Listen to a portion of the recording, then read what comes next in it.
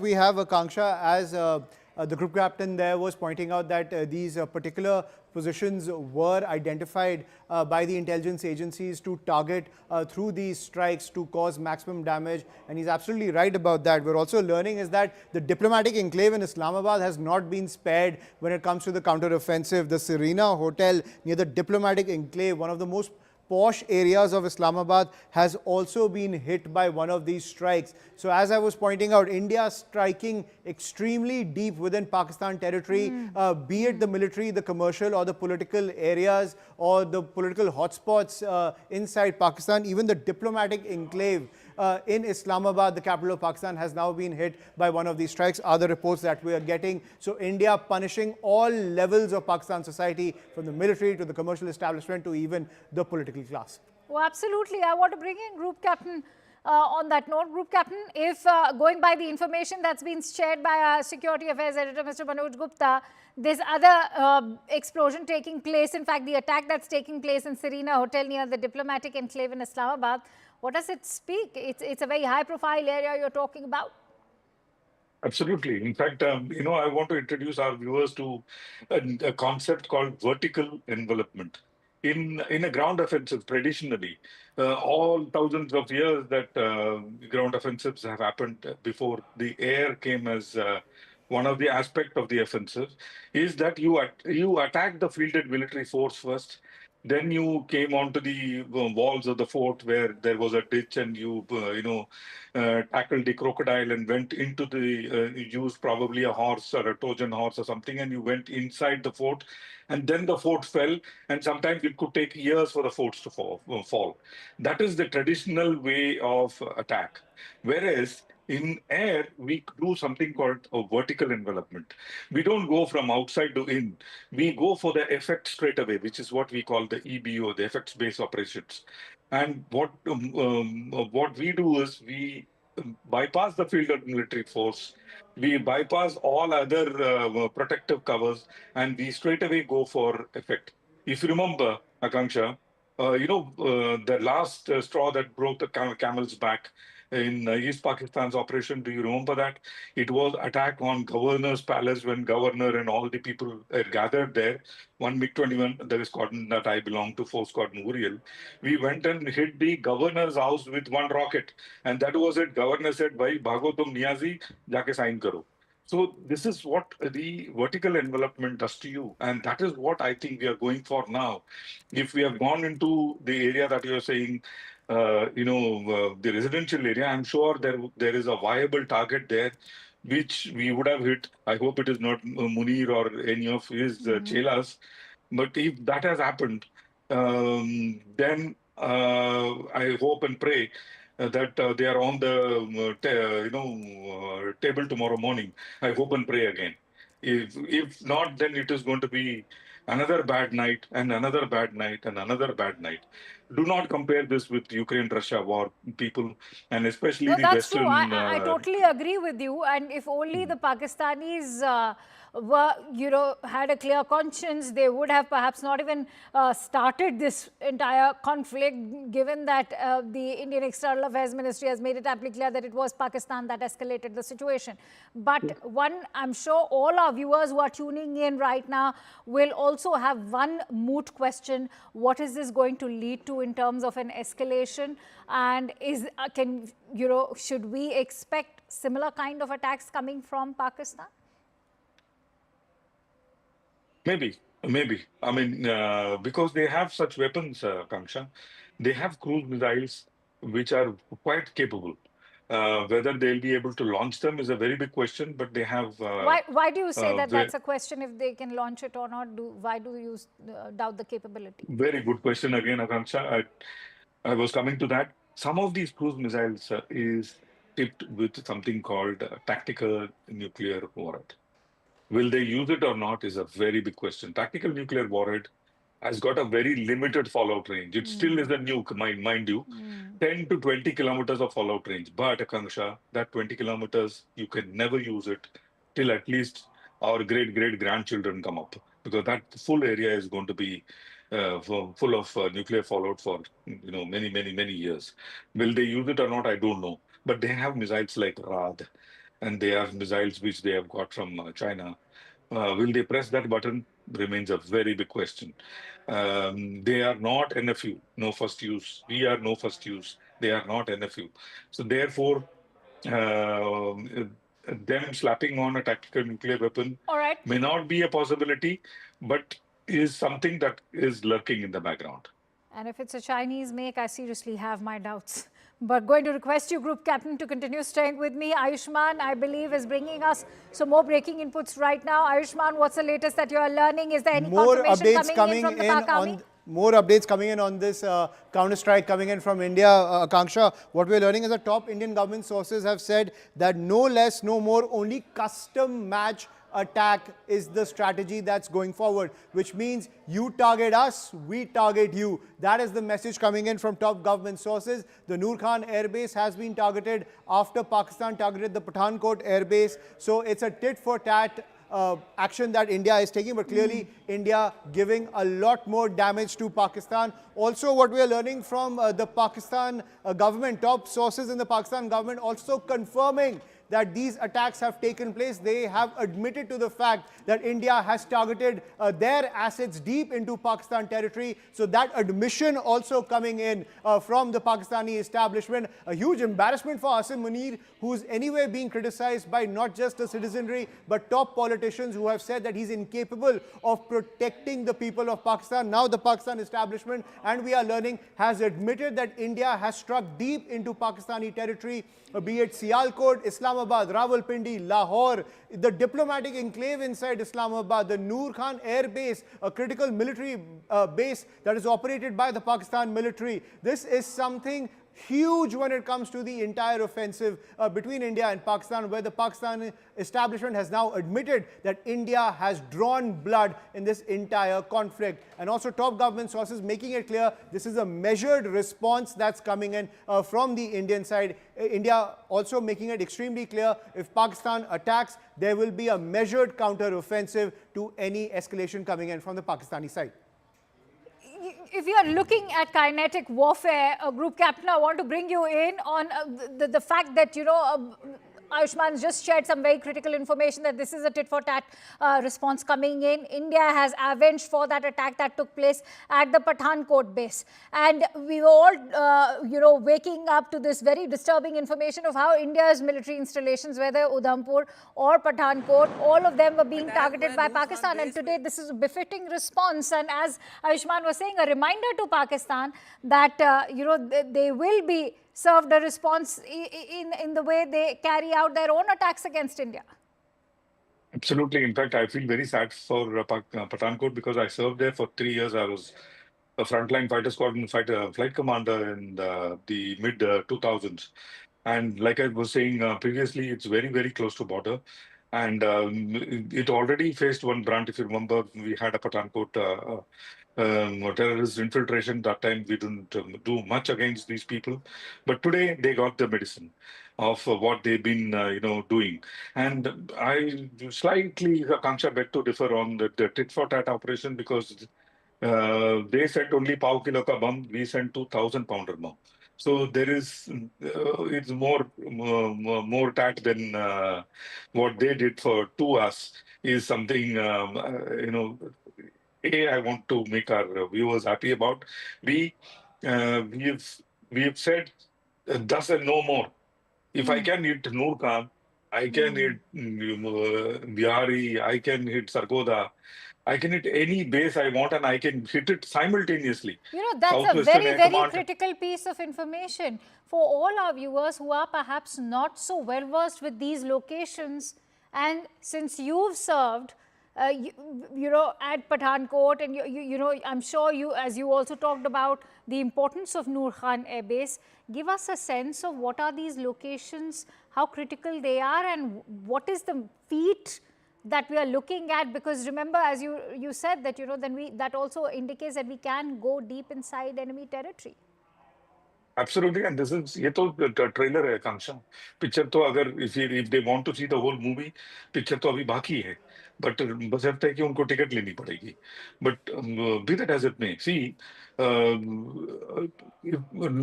hit Nur Khan probably probably with one or maximum two aircraft. That's it. You imagine the entire might of Indian Air Force. Forget the entire might of Indian Air Force. Just might of Sukhoi 30, if I put. The viewers need to understand 8 tons one Sukhoi 30 carries. One Sukhoi 30 carries 8 tons of mobs. If one Sukhoi 30 can probably two or three Sukhoi 30 can completely raise the Lahore-like town to the ground. That is the capability, firepower capability we have. Compare that with any artillery. Artillery launches 25-pounder shells or 50-pounder shells. 50 pounder kahan, 2,000 pounder kahan, and 2,000 pound into as many numbers you put to reach eight tons. You look at, and they are all precision guided weapons, Kanksha, and multispectral. Let me explain multispectral to the viewers. We take a dumb bomb, matlab, which does not have any kind of directional control. We slap on a kit on top in the front and the rear and make it smart. The rear kit is the one which controls, and the front kit is the one which seeks and gives some kind of stability. What it seeks is what I put, and what I put is what I already have in intelligence. Suppose the intelligence changes in flight, I can change it. If it does some kind of a decoy measure, I Right. can switch to a different head I and want to still add, hit. I want to pad this conversation further because, Group Captain, this is also the information that we are learning that a missile was used to hit the Nur Khan Air Base. And when you're talking about the missile, are we looking at the ATGMs? Because what we are learning is that the Indian Army has been actively using these anti-tank guided missiles. No, this Nur Khan is way far from for ATGMs to be used. Nur Khan is probably hit by a precision-guided weapon like Spice 2000 Okay. or Scalp NG or those kind of or Popeye version of a Popeye that we have is the one which we have used. It could even be BrahMos. You never know because BrahMos is an interceptable weapon, and it comes down at 3 times the speed of sound. There is no way no weapon in the world has the capability to intercept a BrahMos. BrahMos is Brahmastra. There is no two ways about it. It could well have been BrahMos, and we make it, in thousand. Not like Pakistan who go with the begging ball, कि मुझे खैरात में Okay, missile okay. They they. No. I want to bring in a second guest who's joining us right now, Major General K.K. Sinha. Thank you, sir, for joining in.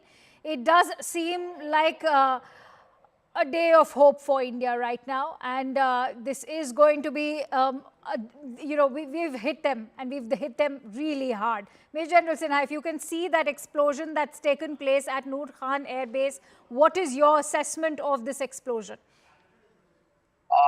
Good morning and Jai Hind.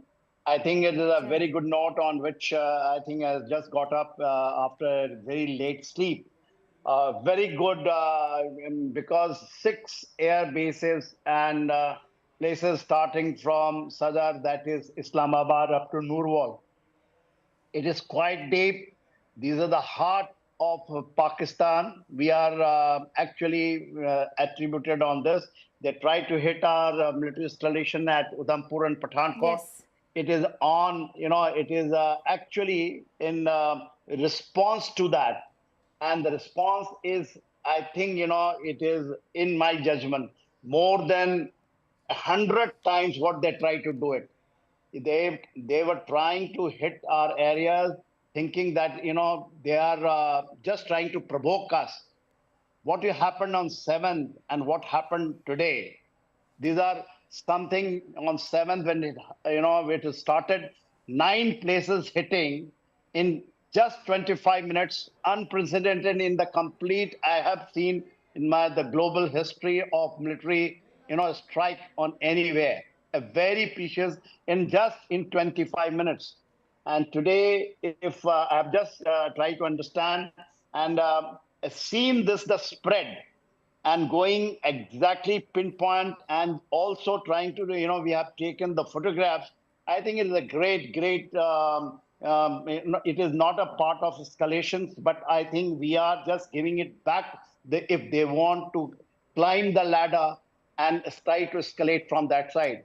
We waited for 2 days. If you see the night of 7th, 8th, and 8th of 9, I was there throughout monitoring what they did it. It was also very surprising. They have used their drones, which they got it somewhere from, I think, from Turkey, Yes. 1,400 kilometers starting from, if you say from the Leh, it was on the base of, also of, I think, Siachen Glacier was hit right up to the run of Kutch. So I think it's a very, very befitting reply. And we are just giving it back to them because we told them it is non-escalatory strikes earlier, which we did it on 7th, but they wanted to just increase it, misadventure, trying to probe in our areas with absolutely non-lethal type of drones, but we had casualties. They were using also the artillery fire in the area of Uri, Punch. I think there's a revenge, not as a revenge, but we are taking the escalatory ladder up. Let them try something else. They will, if they force us, we have to do something that, then the complete Pakistan will not only be devastated, but Pakistan will be broken, and balkanization of Pakistan is very, very near. And we can think even that taking POK back, Gilgit-Baltistan back, if they are giving us or forcing us to do that, we will be able to do that. But Major Sinha, I want to bring you in on that explosion, that massive explosion that's taken place at the Nur Khan Air Base. For that, I will request you to just stay with me. For our viewers, we are going to play it out again. And as Group Captain Vinod has been highlighting that this is no ordinary explosion. It also indicates that there was perhaps a dump of ammunition which has now been completely wiped out, destroyed and left to a rubble by India. Let's quickly listen in and have a look at those visuals. भाईजान नूर Khan base में आके गिरा है ये attack हुआ है नूर Khan base पे बिल्कुल घर के सामने अभी एक जहाज गुजरा है और ये नूर खान बेस के ऊपर अटैक हुआ है भाईजान नूर खान बेस में आके गिरा है ये अटैक हुआ है नूर खान बेस पे बिल्कुल घर के सामने अभी एक जहाज गुजरा है और ये नूर खान बेस के ऊपर अटैक हुआ है भाईजान नूर खान बेस में आके गिरा है ये अटैक हुआ है नूर खान बेस पे बिल्कुल घर के सामने अभी एक जहाज गुजरा है और ये नूर खान बेस के ऊपर अटैक हुआ है So, Major Sinha, two key takeaways from those visuals. First, Pakistan cannot deny this explosion because you have it straight from the horse's mouth. A Pakistani making that video, confirming that that strike has taken place. What we are learning from our government sources, that a missile was used to strike the Nur Khan Air Base. And what do you make of that intensity of that explosion? See, Nur Khan, what I can make it out, because I have seen a certain, similar type of explosion in Kargil during the Kargil war. Okay. The day I was on the air, just going to the headquarters, there was a strike in an ammunition dump by Pakistanis into the Kargil ammunition dump. It was just behind the headquarters. It is something like that. I think it is bigger than that, because I can see the, the flames coming into that area. The flames can be of two types. Either there is a dump which is having, your aircraft turbine fuel, or the ammunition dump. Nur Khan Air Base is a very, very important, because basically what they, this strategic area divides the area of POK when we talk it, and then the complete Punjab, if you're down below. Because there are 4 corps which are generally located in this area, and namely these corps, when you say Gujranwala, which is somewhere nearby, 1 corps Mangla area, 1 corps. Then Gujranwala is there, 30 corps. And when we say Lahore, I believe Lahore Askari air base has been hit. Shiekhupura, if you come down, before coming to the Narowal, just Multan, 2 corps. So this is a massive, these are massive, these are the core locations. and Corps headquarters. Udhampur is our Northern Command headquarters. Pathankot is a brigade. There is a, I think, Air Force. We have got a strategic location of Air Force also. I think this is something very, very big, All right. what we have seen No, on that 7. undoubtedly is. And you rightly said that this is a direct escalation in the ladder, and not just an escalation, it's a befitting response to how dare they even look at our own military installations in Pathankot, Udhampur and Jammu. And that's why I want to bring in Group Captain Vinod. Group Captain, what does it speak of Pakistan's own defense capabilities? We managed to repel all those missiles that they had sent out to target our own military installations. But what does it speak of their defense capabilities now? Yeah, so I was just going through my information sent out by some people. Nur Khan houses a squadron called number 6 squadron, Okay. which is air-to-air refueler.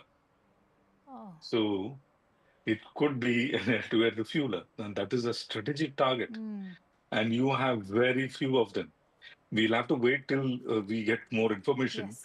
because the way the thing is spread out, have we taken out certain air-to-air refueler on ground?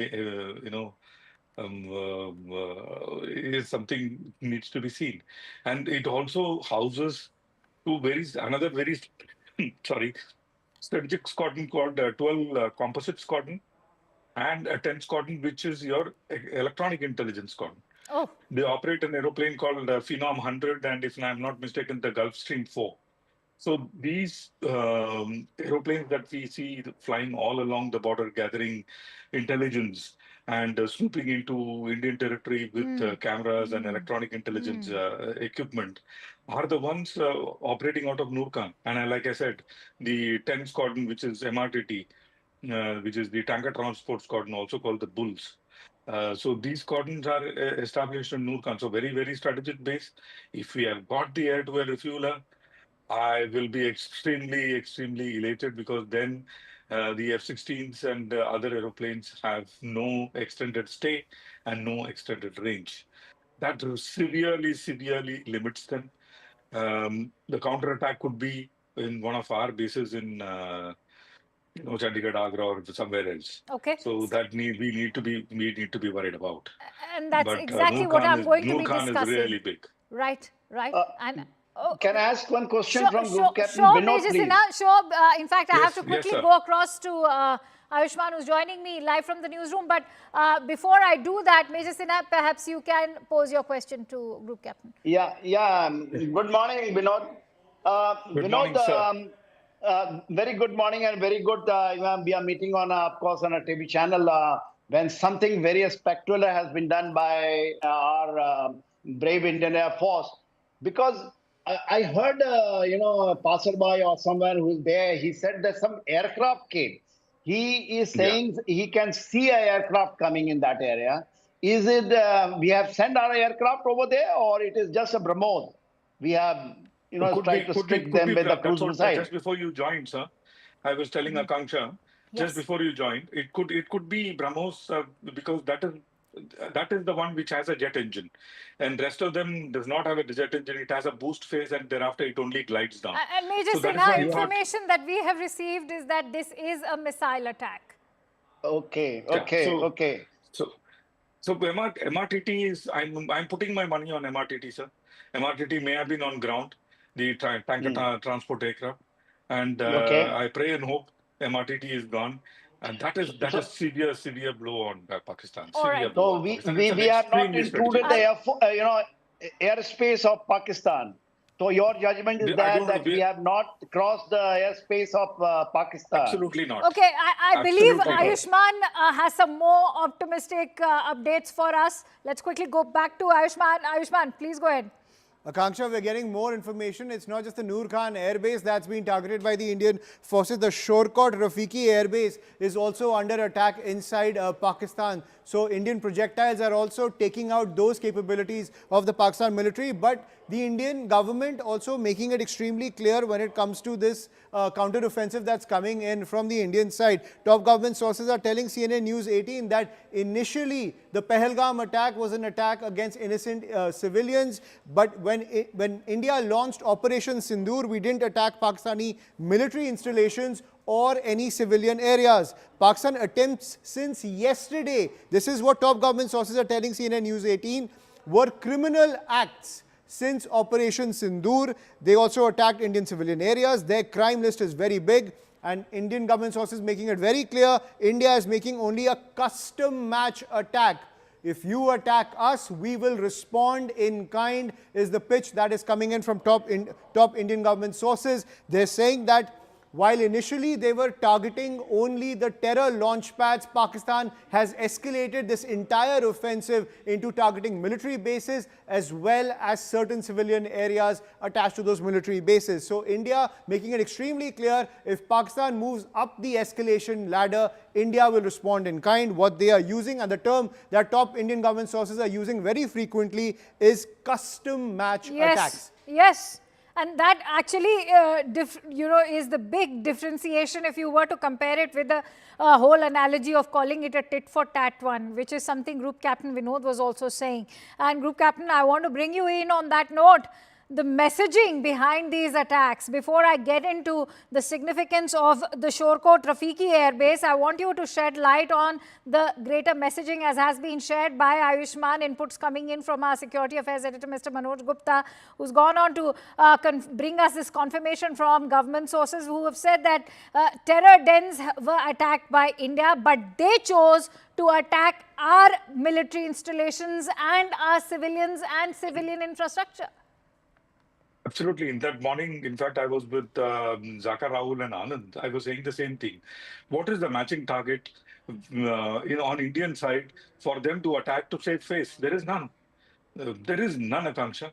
We have gone and hit 9 terror targets. मुंह छुपाने के लिए कौन से target पे attack करेंगे वो? And that is where I think Fauj has made a mistake. They should have gone for like last time in the Operation Swift Retort, some forest area and called it a day. And I think that time's general probably had a little bit of brain reverted to inside his head. But this time's general is not. Because they have gone for a target which I opened completely. In fact, I was with General the other day, completely a new can of worms. Because now I have the upper hand. And it is not like the word we are using, tit-for-tat attack. It is a matching attack. That means you hit my base, I will hit your base. And what I will hit your base, to what extent I will punish you, is now up to me. And exactly that is what we have done in Nur Khan. And you said we'll come to Rafiki. And Rafiki itself is beautiful. I mean, it's news to me because, Akanksha, while I say this, I have goosebumps. In Pathankot, Rafiki was one of my target, and I know Rafiki like the back of my hand.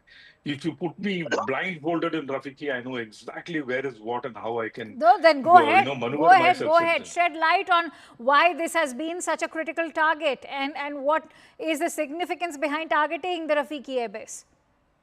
See, firstly, Rafiki Air Base itself is the Nas of Pakistan. Because in 1965, there was one squad leader called Rafiki on whom the airbase is put. And he has been credited with, I don't know why, 5 Indian Air Force aeroplane downed in some couple of seconds or something like that. So this particular base has been named against, on his name, Rafiki. And it, like he said, no, he had Hilale Pakistan and Sitare Zurrat. They are 2 very high, it's like Mahavir Chakra and Paramvir Chakra. So these are 2 awards given to him. And on his name is this base. There are 5 fighter squadrons there. And some of the frontline fighter squadrons are there. If we have hit Rafiki, I'm sure we have hit all those assets that are there in the Sikhi, at least a majority of those assets. I'm sure some of those assets are in blast pen, but some of the assets must be out in the open. We may have taken out a major chunk of Pakistani I Air have Force to quickly as go of across now. to Ayushman. Before I do that, Major Sinha, if I could bring you in. Major General, the point that I want to also make is that India is also avenging, as the messaging over there being shared by Group Captain Vinod is also that when he shared the significance behind naming that Rafiki Air Base after a squadron leader who had downed Indian aircraft. What do you make of the larger messaging? Khanshab, your colleague has given the name that government has basically released that in the custom match attack which we have done it. Custom match attack means last 2 nights our response was there, the which came out officially in the official briefing by the two our brave ladies that we carried out 4 drone attacks and one I think their radar was hit. And that was a drone attack. Now it is not very clear to me whether it is a actual crossing the airspace because some doubts are coming because of the guy who is just speaking that he has seen something coming to the Rawalpindi and he has used a aircraft. But our assessment is that we have not crossed their All right, but airspace we're and we getting in have gone with. breaking inputs right now that Pakistan has confirmed that their 3 air bases have been struck. Let's quickly bring in Ayushman. Absolutely, Akanksha. So that confirmation also coming in from the Pakistani establishment that India has struck 3 air bases. One was the Nur Khan air base, then the Rafiki air base. Also, what we are learning is that Indian forces have struck the Murid air base inside Pakistan. So I'm sure our defense experts can shed more light on the strategic edge of targeting these particular 3 air bases: Nur Khan air base, Rafiki air base, and the Murid air base. So India also making it very clear, as we reported, and the information brought to us by investigations editor Manoj Gupta, the top government sources have said that this is a custom match attack. If you attack us, we will respond in kind. But clearly, India targeting Pakistan's military assets deep in Pakistani territory, and now a 3rd air base has been targeted by the Indian forces. The first was the Nur Khan air base, then the Rafiki air base, and now what we're learning, the Murid air base has also been targeted by Indian forces. Group Captain Vinod, Murid air base as well, the 3rd one. This is in fact quite a triple treat for India to wake up to in terms of all the latest updates. I'm extremely happy for all what I wanted to do all my life. Some of my boys did. Well, you're still So I'm part of happy for it them. at this I hour. know. I wish I was there sitting in the cockpit doing it. And how many times I don't know I dreamt about it. God only knows. Murid is very, very important base, Akanksha. Why? Because Murid houses some of another strategic assets, and we have now chosen, I think, wonderful bases to break the backs. Murid has all these drones that has come from Turkey and the other places. The Bayraktar drones, TB2s as we call them, and they also had a drone which was like 10 years old called Burak. Then they have a number 60 strategic squadron, which is based in Murid. Once again, those are UAVs and UCAVs, that is unmanned combat aerial vehicle. So these are the drones which carry weapons like bombs and rockets and come and hit them, And hit that's us. why I'm actually skeptical when the DGISPR is making claims that are, they've confirmed that there have been 3 attacks at these 3 air bases, but our assets are safe. What is one to make of such a comment? Possibly it is true because none of these, because they are strategic drones, because of which they may have been parked inside a blast pin individually. Like I was telling you the earlier, called URP, unit risk principle, which means one bomb can take out only one target and not take out other targets in the same line. If they are parked together on an open area, one bomb can take out probably 10 targets. But in the unit risk principle, one bomb can take out only one target. Of what the Pakistani ISP are saying could be true, but what may not be true is that we have not used multiple bombs. Maybe we have used one bomb per drone. So, which means all the drones there are gone. And if all the drones there are strategic drones. Huh? There is number 60 strategic squadron, it is called. It has a drone called Shapur. And number 61 strategic squadron, which has a drone called Burak. Burak is a very, very capable drone when it comes to eavesdropping and taking information. So it is like taking out somebody's eyes. So that is the kind of effect I it want to bring has. in Major You, General Sinha also. Major General Sinha, if you could add to that, because 3 air bases, very critical ones. Nur Khan, you are looking at Murid and Rafiki. What is the messaging, especially when it comes to India's own strategic edge and the statement that's now been made by us? The most important thing is that we are hitting, Punjab. This time, the whole concentration is Punjab, and the spread is not only Rawalpindi, Islamabad, down below. We have gone right up to Bhavalpur, now Rafiki and Murid.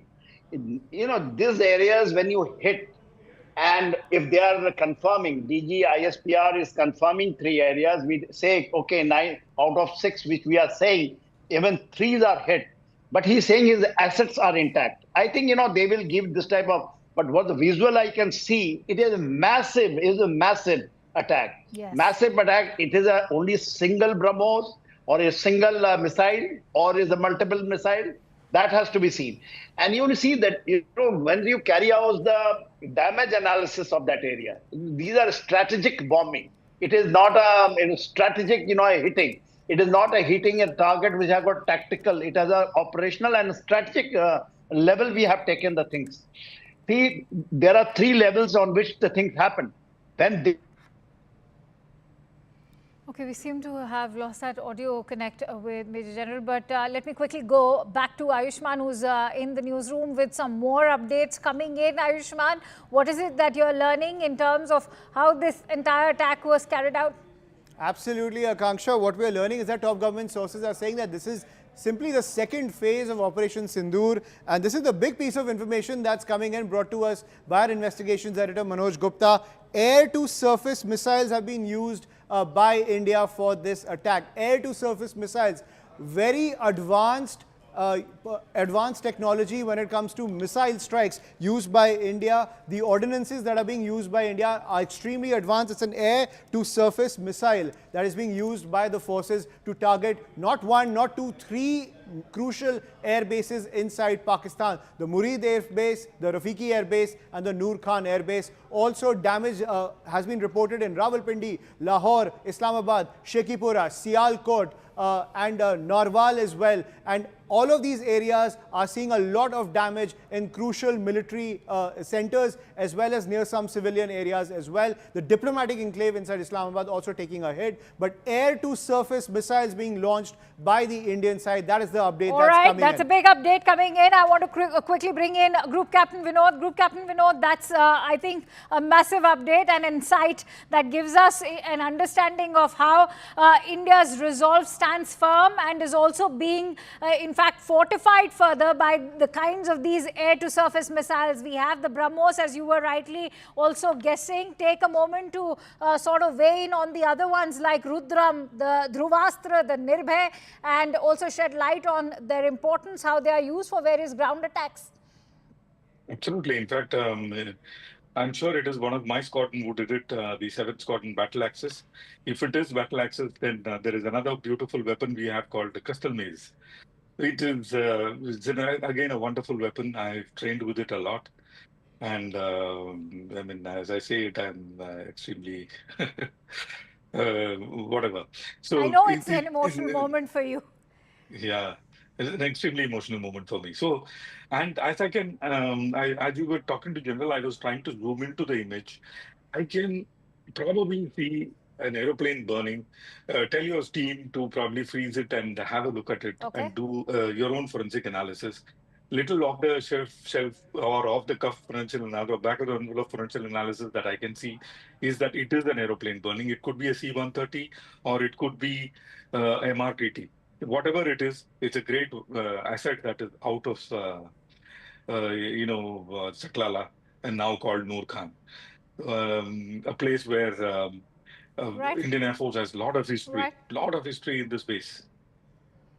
Compare this moment with the moments that you have witnessed in your years of service. How far have we come? Have we come far at all? Many are talking about how India has progressed in leaps and bounds after 2014. In the last 10 years, we've really fortified our defense. What do you make of this moment? A very, very long way. Akanksha, in Kargil, the longest vector I had when we had was a laser guided bomb called Matra. It had a range, and those days the range used to be huge, 10 kilometers. We used to say 10 kilometer ka range hai us bomb ka. And you have to come at very high altitude, and it used to glide down to the target, and you had to continuously illuminate it with a laser. Of course, it had its own, technological disadvantages where the aeroplane had to remain within the target, and at that time, risk getting hit by an enemy air defense weapon. Those days What are do you gone. credit the rise of this kind of Indian warfare, the way it has grown, the kind of modern warfare and technology that we are now observing today through these visuals?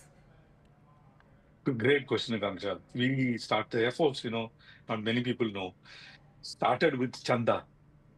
Bombay के जो सौकार थे उन्होंने चंदा दिया था, and that is how we started Air Force with 4 aeroplanes called Wapiti. Wow. It was a written off aeroplane which we got from UK, and we started Air Force with 4 aeroplanes. The aeroplane name was Wapiti, but the nickname was Water Pity. So we started with 4 Water Pity and see where we are today. So this has come about. I would give a lot to polity.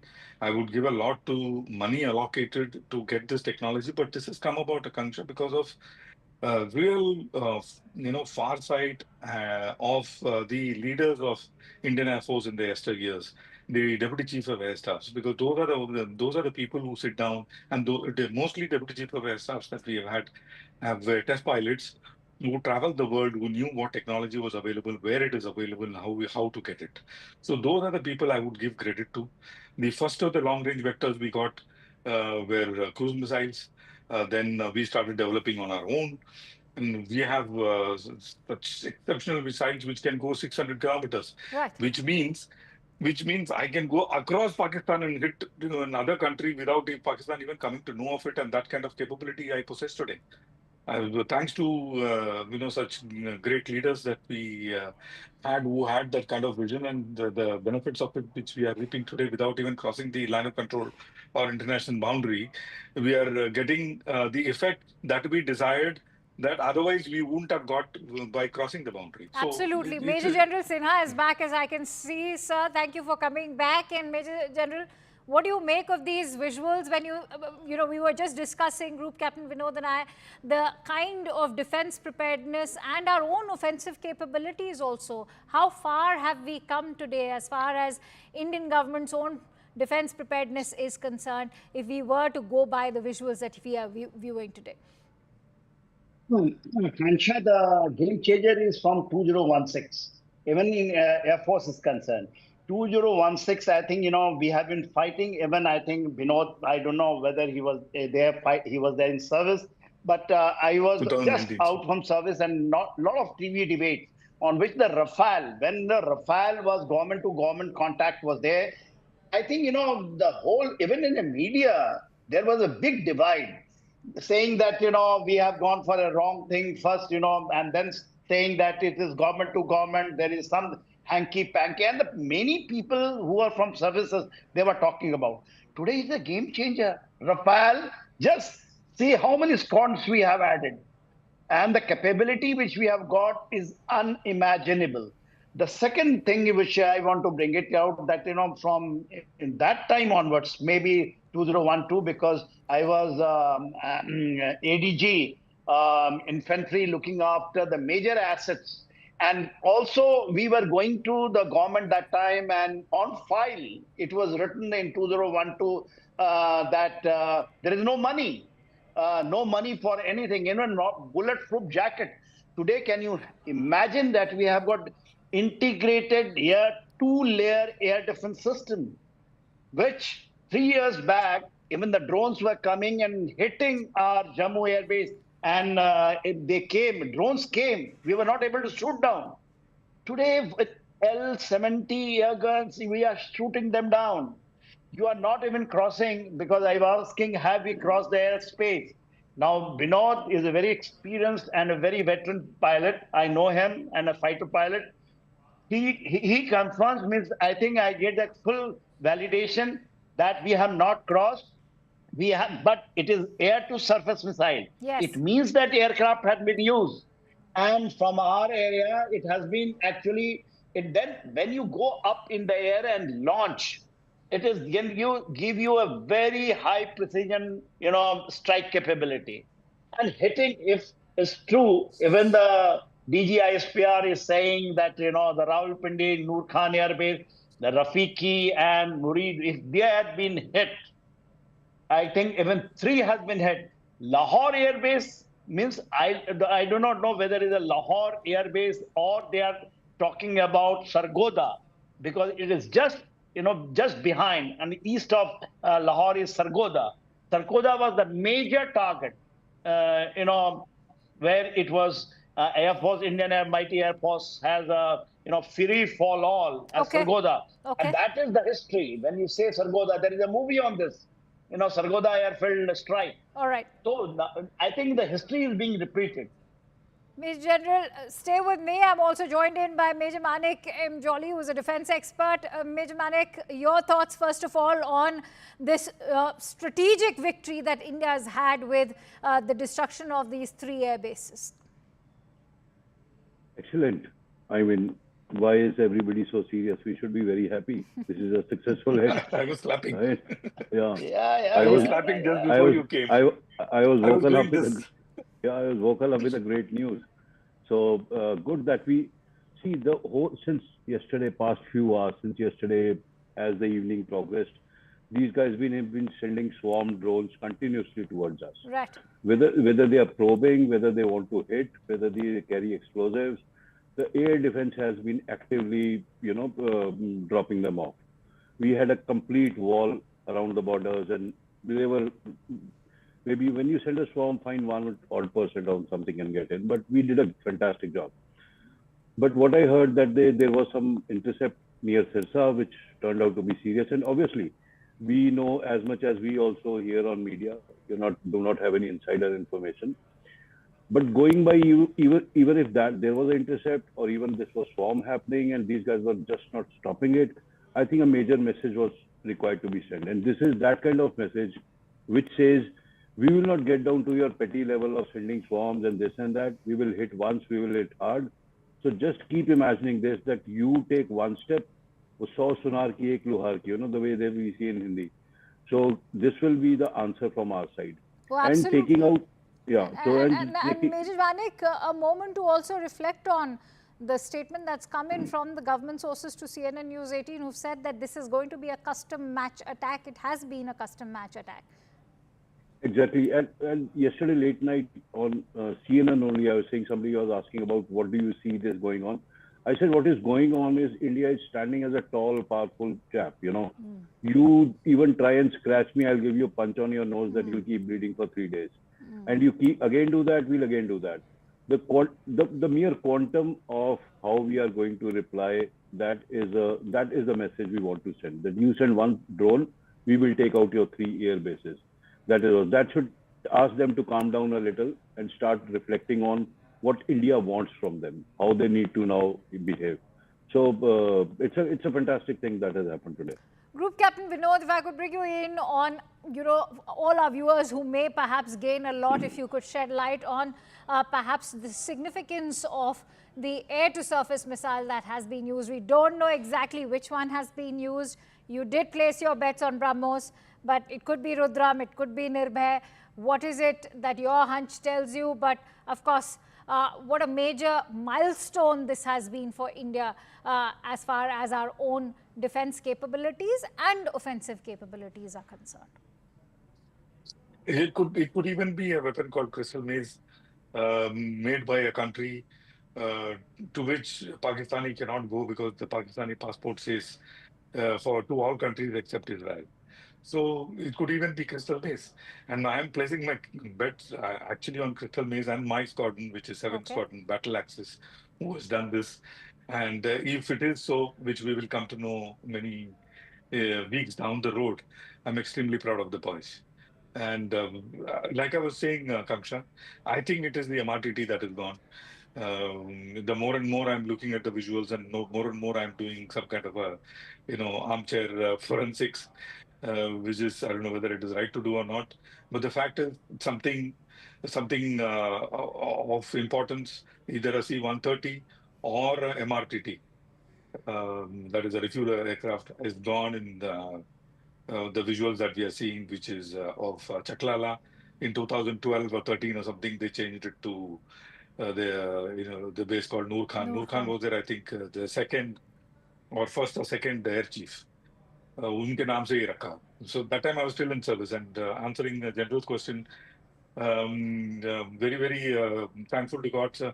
S400 started as under my signature, one of the signatories when I was the director for air defense, and so is Rafale.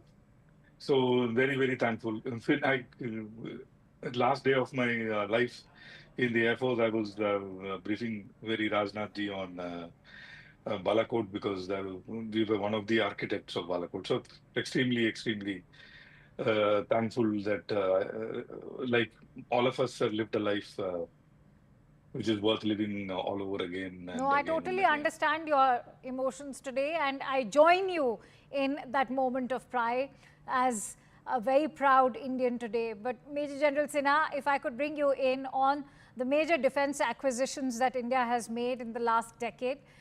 We've also had to pass several international hurdles. One that we've already seen with the procurement of S-400, where the United States threatened us with its own set of CATSA sanctions, which we were able to receive a waiver on. But not just that, you actually have several other acquisitions. If one were to look at, you also have the Rafale, and you're also looking at several UAVs. But if you were to specifically look at the surface-to-air or the air-to-surface missiles? We have to understand one thing, that whatever the strategic capability we have gained, I think, a lot of contribution is from Russia side, S-400, when the Russia is itself going for a war with Ukraine.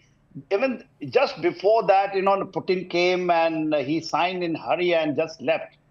And, out of 5 units, he has given 3, which we have got, and it is doing a wonderful job.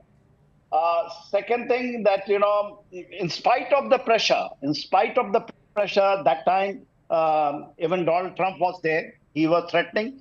We conceded one thing, because he told that time, because Chabahar was coming and he was saying that the Iranian oil you will not take. We agreed. But we have not conceded the point as far our weaponry is concerned, especially S-400.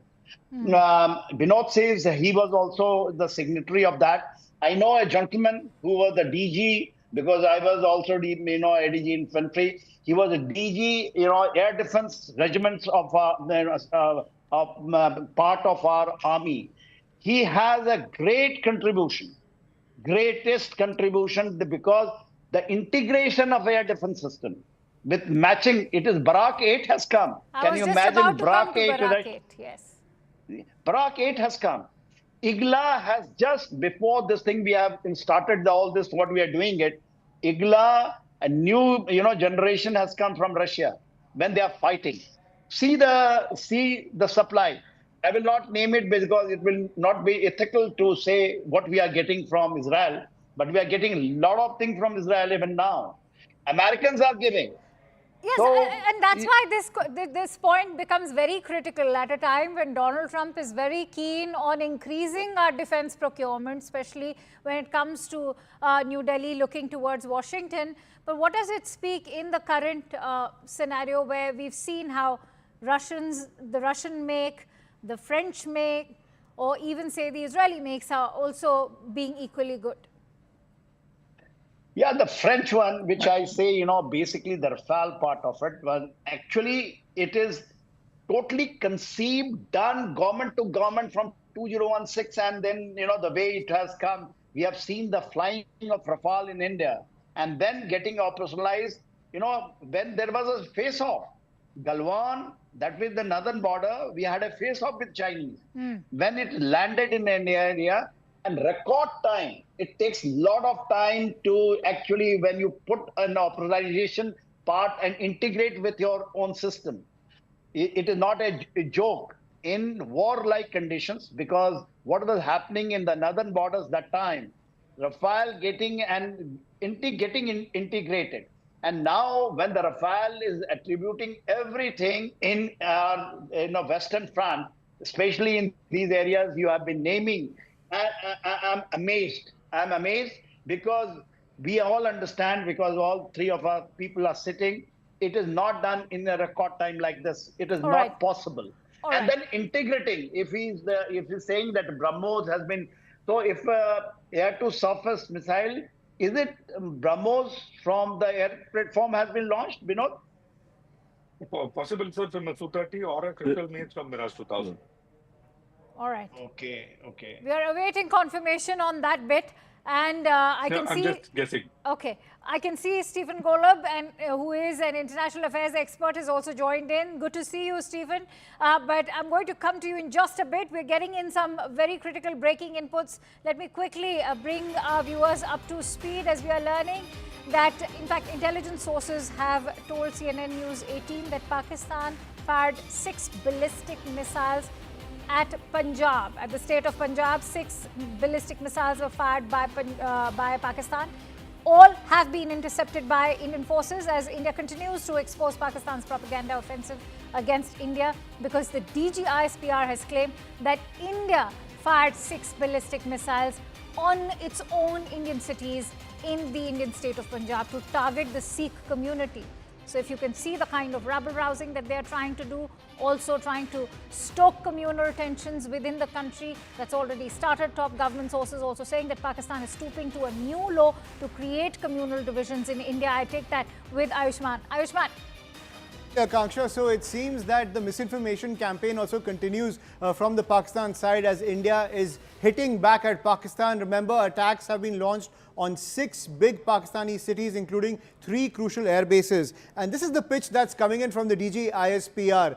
As Pakistan launched 6 missiles to target Punjab, all 6 were intercepted by India's advanced air defense system. So to spin the entire narrative, the DGISPR has said that it was India that launched those missiles on its own people to target the Sikh community, trying to create these communal divisions between the people of India, trying to spin its own failed military offensive into some PR victory is the pitch that's coming in from the Pakistani establishment. But what the Pakistani establishment does not realize that the entire nation is united in this effort to punish the terrorists and the terror infrastructure inside Pakistan. So any kind of attempt that is being made to stoke communal tensions inside India, it is completely failing. This is not the first time the DGISPR is trying to make such claims. Every attack that has come in from Pakistan has been foiled by the air defense system. So Pakistan has been on this overdrive of misinformation, claiming that India is targeting its own. But all those claims have been debunked by experts across the board, by namely the Indian government, which has made it extremely clear the people of India are united in this offensive against Pakistan and the terror infrastructure. If I could bring in Stephen on that note. Stephen, I want you to weigh in. Is it befitting of the DGISPR of Pakistan to mislead the entire international community by saying that those 6 ballistic missiles that actually came from their territory were fired by us at our own state of Punjab to target the Sikh community? Well, I think there's probably all sorts of information flowing in various forms with various degrees of accuracy pertain to this conflict. But to directly answer your question, yes, I would certainly find that misleading to assert that India fired upon its own people. And I think it won't stand up in terms of any legitimate scrutiny from abroad, from outside the sphere of this conflict, about what's going on in this conflict. Oh, absolutely. And I want to bring in Major Manik. Major Manik, our own defense capabilities. We were just weighing in on our procurements and how far we've come. On a day, we've destroyed their 3 air bases and successfully managed to repel 6 ballistic missiles directed towards Punjab.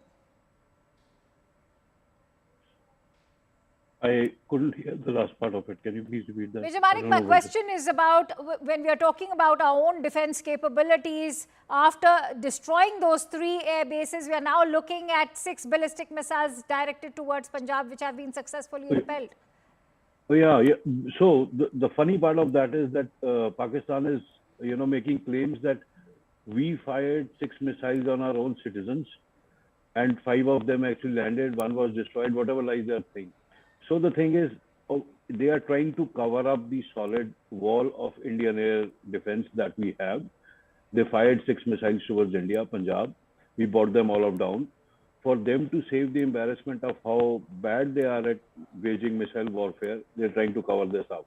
So the defense capability that we're talking about is actually, so since these were missiles, it is a pretty good chance that we could have used the S-400 series. Yes. And hence, it goes back to the fact how critical they have proved in our air defense infrastructure, and that, the country is safe today, civilians are safe, military installations are safe. So it has been a great boost to our air defense. And I would say now the case which, General Sinha would have been part of it all that during that time, and so many of our seniors who actually fought and argued that we need these systems, and that it has come to fruition that yes, we were right. That because the fact is that let the armed forces decide, take a call on what we need to wage a war effectively. If you're going to weigh every weapon in terms of what you think is good for us, it is going to cause problems. So every call that has been taken in terms of weaponry or radars or aircrafts, those are Rafales or S-400 series or Barracks missile or the drones we've got, every single anti-aircraft system has proved its weight in gold today. So I think we've done a fantastic job on those procurements. Group Captain Vinod, is Operation Sindoor now a reflection of how far our offensive and defensive capabilities have come, not just in terms of tech, but in terms of the procurements also that we've made? Absolutely, Akanksha, because 24th of October last year, I remember that date very clearly because I just tweeted about it as well. To one of the journalists, and later sometimes to Anand, I have talked about ad nauseum the importance of air defense. I said, if you don't have a credible air defense, might as well hand over your country to the enemy on a platter, because air defense is such an umbrella which will keep you, not getting wet from any kind of rain, sun or sand. So that is the kind of capability air defense has, and it is a very, very and an extremely important aspect of a country. If country can today stay together, like General mentioned, not end up in balkanization, which it looks like Pakistan is heading that way, is because of not having a good air defense. So, I mean, as much I can emphasize about air defense is less. That's one. Second, and which is also the most important aspect, is something called mass mixed mobility and connectivity. Mass is you need to have en mass air defense. Mix, you need to have long, medium, and short and close-in weapon system, all of which is beautiful in our case because the close-in weapon system is also acting as a counter UAC, UAS thing. That means any small drones coming, paw kilo ke drone aa rahe hain, even those are being taken out by these ACAC guns and other phalanx guns we have integrated into this larger scheme of air defense. And the last part is the backbone on which the air defense information flow is happening, which has taken, I'll tell the viewers, which took us 10 years to put it. This backbone is completely our own, as in it does not depend on any national backbone. It is the purely a Fauji backbone on which the information flow takes place. And it is not 1, it is not 2, it is not 3, it is 6. So you absolutely cannot touch it. It is impregnable, mathematically impregnable. You can take out one, you can take out probably two, you can take out probably three. Actually, out of the six, only one is enough. So that is the kind of backbone on which our air defense and rest of the systems are sitting. If you think you can, a country like Pakistan come anywhere close to the capability of India, they are absolutely sadly and very badly mistaken. And to top of that, Kanksha, is that we are friends with many friends, like you said some time ago, friends with benefits. And so we are friends with French, we are friends with Israel, we are friends with America, we are friends with Russia, You know, that's we are friends exactly the across the point I was aisle. about to take forward with Stephen. Thank you for talking about friendships, because, Stephen, today we see while India's own indigenous capabilities have really come a long way in the last decade, thanks to DRDO, but take a moment to reflect on our defense partnerships, whether it is with the United States, even Russia and Israel, and France, have all helped and jumped to India's rescue as well. Yeah, I think they've all helped. I would provide just a bit of caution to the discussion when we talk about India's relationship with the US, be it military, strategic, political, or other, in that while India is certainly viewed as an ally of the US government, particularly when it comes to the contest with China or the competition with China that both countries have, just bear in mind that you're not dealing with the most knowledgeable leader ever of the US government in Donald Trump. Just a few days ago, he said that the India-Pakistan border tensions go back 1,500 years. No, that's And true. you folks obviously know much more about your country's history than I do, but I think that reflects a level of ignorance that could come through in various ways, not in the very short term, perhaps, but in various ways in terms of India's dealings with the U.S. So just know who you're dealing with under this current administration, even though there is an alliance there. No, I think that's a critical point, which is why I think, India has made it amply clear that this is going to be our fight. And when it comes to Kashmir, they're not going to be welcoming any third-party mediation. India has made it amply clear. But I want to actually bring in, Group Captain Vinod, if I could bring you in on that point. As far as third-party mediation is concerned, I think the United States also acknowledges that this is our own conflict to deal with, which is what was amply clear by what the US Vice President J.D. Vance had to say. Absolutely. In fact, Dr. Jaishankar couldn't have been more clear than I. He said we want partners, not preachers. So we don't need preachers, we need partners. And today we have the capability to say that on the world front, to say, bro, don't come and preach me, come and partner with me, understand my problem, be the part of the solution. My problem is what? My problem is when my people go on to have a ball in a wonderful place, you come and identify their religious leaning and kill them. And you think the current administration will take it lying down? Please, I think those days are gone. If you do this, and this is what you're going to get. And if you continue to do this, you will be dismembered. Absolutely, rest assured on that. But like General said, balkanization could be a probability. I want to take it to a step further and say, Sure. I hope it happens Major General Sinha is quickly. also very patiently awaiting his turn. Major General Sinha, thank you for being so patient. I want to bring you in on how, when it comes to the Kashmir conflict and terrorism emanating from Pakistani soil, India will hit, and it will hit hard, and this is only going to be India's job. Has India made that amply clear? See, Akansha, what we have displayed, especially after, I will not take what we have done it on 2016, what we did in 19, but I just take it from 22nd of April onwards, if I take. See, we waited 2 days, then we had the CCS meeting and openly came out and we have given. It is very important for my foreign friend to understand that, what we have told, and unprecedented, nowhere in the world has happened. This, suspending the Indus Water Treaty. And mind you, all these places which we are talking about is along that, river system, all along that river system.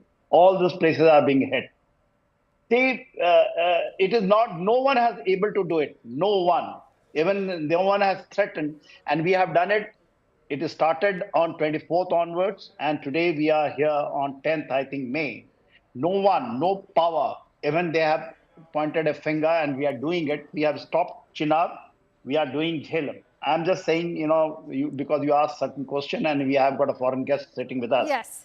Because, see, and we didn't get any preaching. When you are talking about the United States of America, I'm not batting for them. But we didn't. J.D. Van was here when it happened. Yes. And therefore, yesterday, J.D. Van has very clearly, has brought it out that it is, we have nothing to do with this thing. And that's what makes it so ironical. That's what makes it so ironical that the day it happened, he was very much in the country and he was being warmly hosted and welcomed and toured around. And that's why I was particularly taken aback by that statement. Yeah, I can't say. Second thing is that, we are displaying to, especially when we call third world used to be, now we say, global south, the strategic autonomy which we have taken, and it is just not because we are just making or preaching someone. We are practicing it with the strategic partnershiping with everyone, even the adversaries who are, with the crossroad.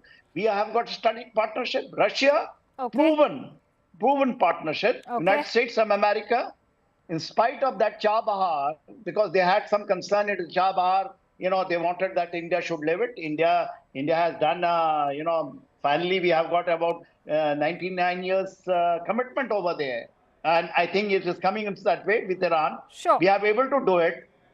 So basically what we are, exhibiting, and thank God, I say that 22nd April is a bad day for Indian history, but the resolve thereafter, and 9 May onwards, if you see what we are doing it without speaking. Have you seen anyone of our, NSA or Prime Minister or Foreign Minister making and thumping the chest that we have done it this, we have done that? Yes. We are calmly sitting in the glare of the complete world, carrying out a review and integrating. See, the CDS system, if you see, which started in 2016 again, when the Rafale came, with all theater command in operational conditions, in warlike conditions, we are doing it. All meetings, there is a CDS. It was announced in 2016. Ms. General Sinha, I'm going to request you to continue staying with me right now. In fact, I must, for all our viewers who are tuning in, it's roughly 4:30 a.m. Indians are going to be waking up to this very brave news, and a salute to the Indian Armed Forces as we've successfully destroyed and targeted 3 air bases in Pakistan, and as Indian government sources are telling CNN News 18 that this is a custom-made response by Indian Armed Forces. I'm going to continue with that discussion, but before I take this forward with Stephen as well, Stephen, take a moment, have a look at these visuals that have come in from Nur Khan Air Base in Pakistan, which was targeted by India, and that massive explosion that took place, which also indicates that it was an ammunition dump over there that was targeted by our air-to-surface missile. Let's play that out. भाईजान नूर Khan base में आके गिरा है। ये attack हुआ है नूर Khan base पे, बिल्कुल घर के सामने। अभी एक जहाज गुजरा है और ये नूर खान बेस के ऊपर अटैक हुआ है। भाईजान नूर खान बेस में आके गिरा है। ये अटैक हुआ है नूर खान बेस पे। Okay, 2 points. Keep in mind, Stephen, it's a Pakistani video made by a Pakistani. So clearly the DGISPR cannot deny that that explosion didn't take place on Pakistani soil, because we have been observing consistently that there's a disinformation campaign being run by the country. But having said that, I want you to also reflect upon what makes this entire conflict and the fight so unique, especially if we were to compare it with Gaza or Ukraine. India doesn't need the kind of support that Ukraine has been begging for from its NATO allies or even the United States. Gaza, as many have said, has only relied for support from its Islamic allies who also have perhaps not been able to do much. Well, frankly, what makes it unique is that India and Pakistan are nuclear powers. And there's, I think, a great concern in many quarters about this escalating in ways that could prove catastrophic if nuclear weapons are used. I'm not predicting that's going to happen. I'm certainly hoping fervently against it and even betting against it. But when you have this kind of intensifying conflict going on, it raises concerns in many, many quarters, in many, many capitals, regardless of who's right or wrong here. I'm not criticizing India's stance towards Pakistan here, but I am emphasizing that what makes this unique is that you have two nuclear-armed nations going at it in a way that seems to be escalating. That's a very fair concern. But I want to ask you this, that today India has been brought to a point where dialogue and diplomacy is done. India's foreign ministry has made it amply clear that escalation can't be pinned on India because escalation happened on 22nd of April when that massacre in the meadows of Pahalgam took place. We are done with dialogue and diplomacy. We've seen how this is one of the oldest conflicts after the Second World War, and Kashmir happens to be the territory which has been illegally occupied by a rival nation, that's Pakistan. The UN also couldn't come up with a solution.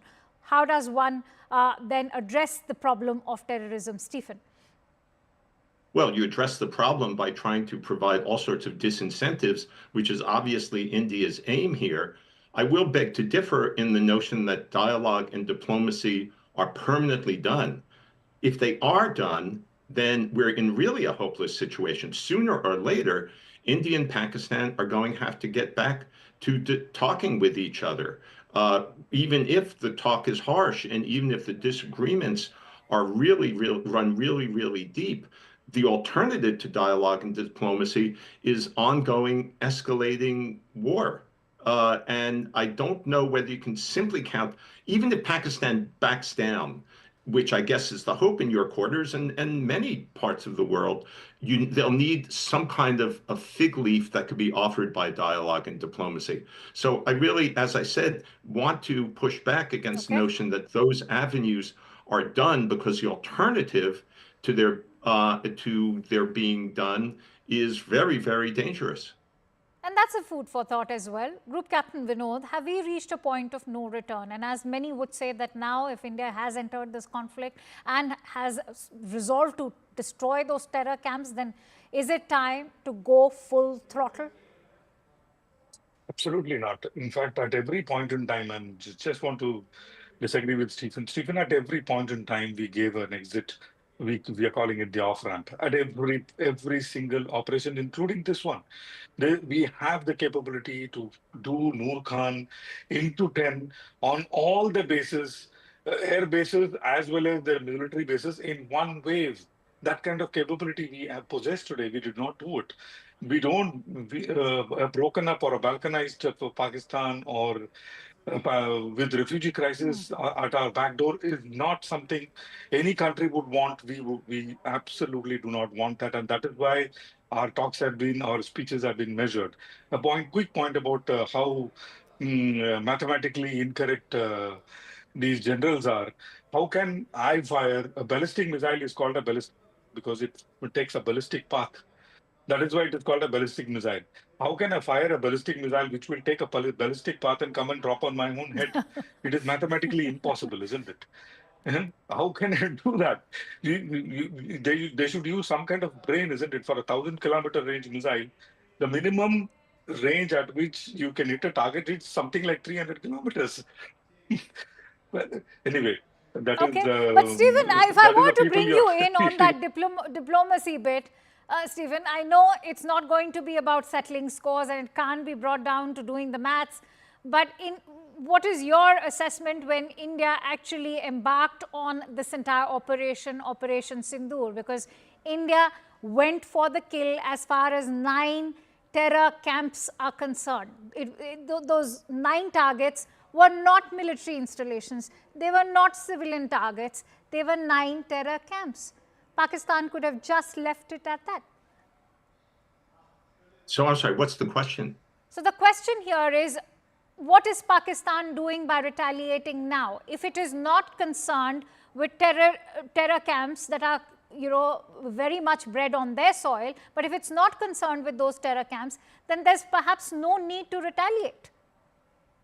Oh, well, look, I can't, I'm not sitting in Islamabad or reading any of its political, or more importantly here, military leaders' minds, because the military in Pakistan are the people who are calling the shots with respect to many things in the country, certainly including this conflict.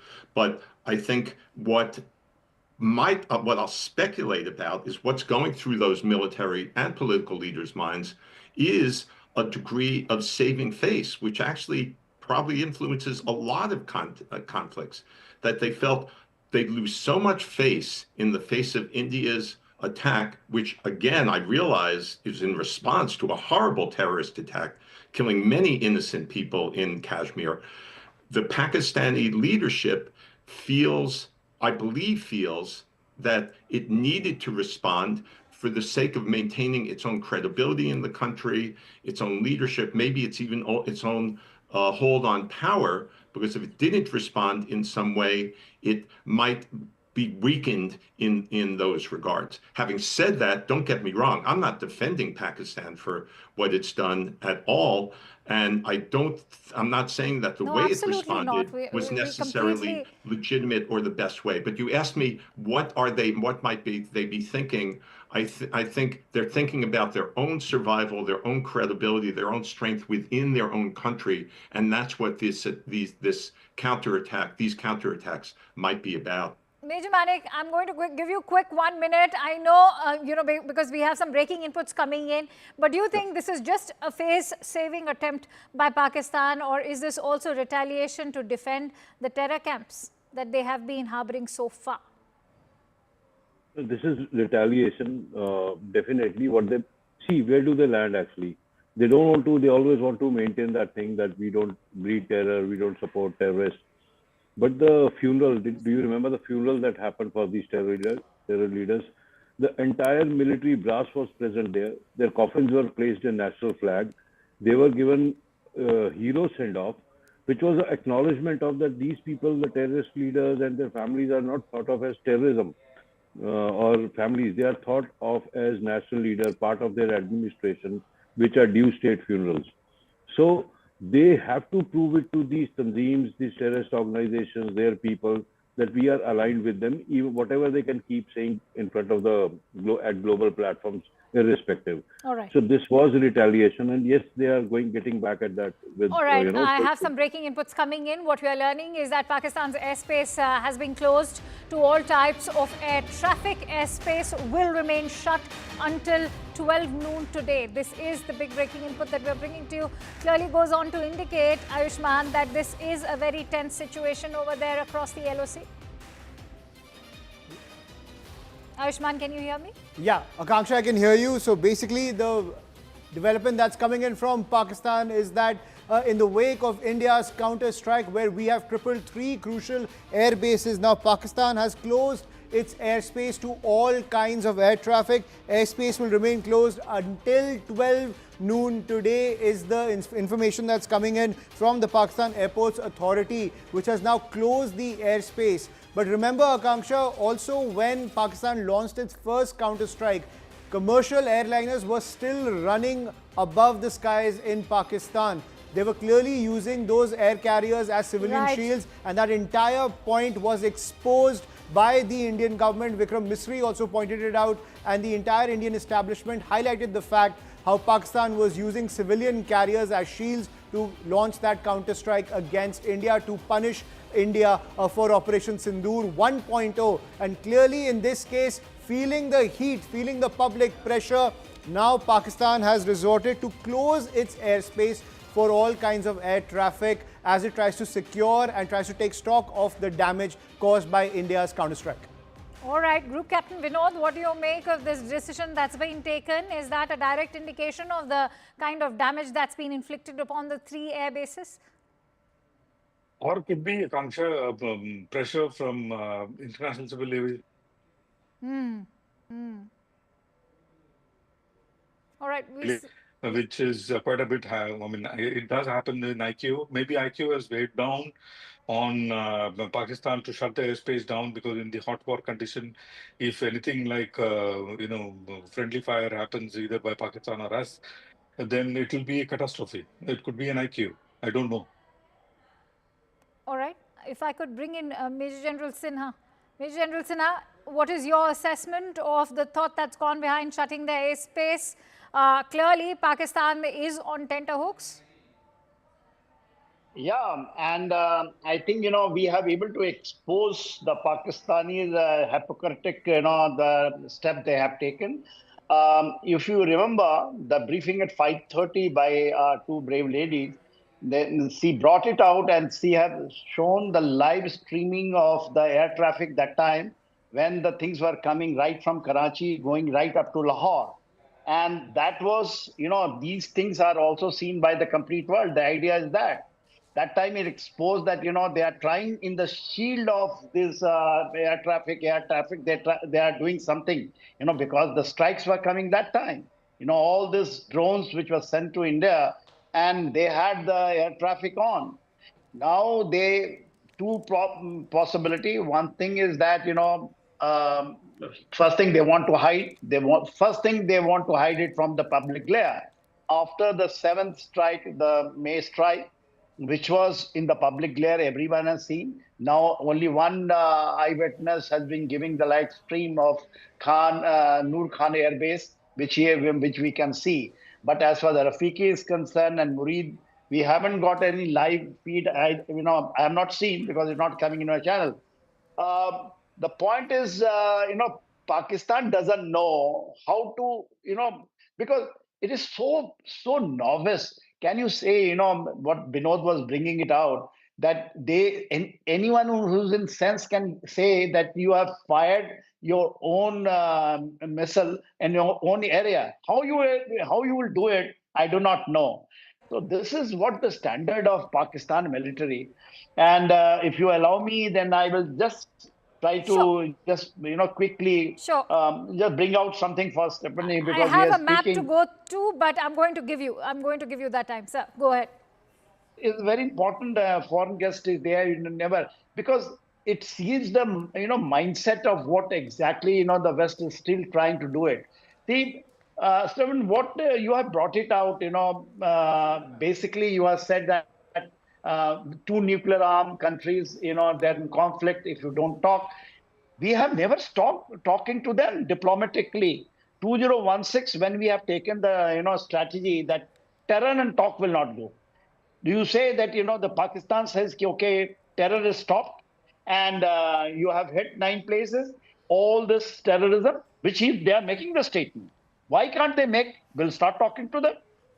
This is our pretext, that terrorism and talk will not go together. True. So I have not seen any Western power is telling the Pakistan to give up the terrorism and just start talking.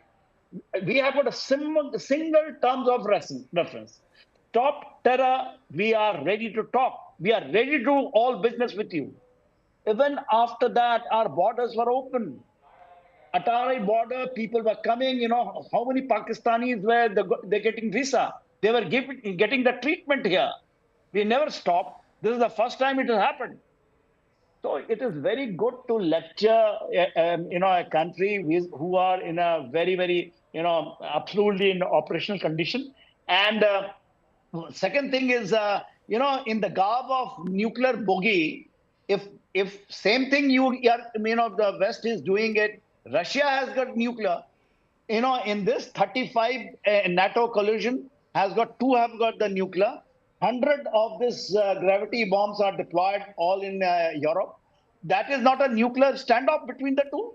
Right. And then you say that, just because Pakistan keeps threatening, India has not officially used a single N nuclear.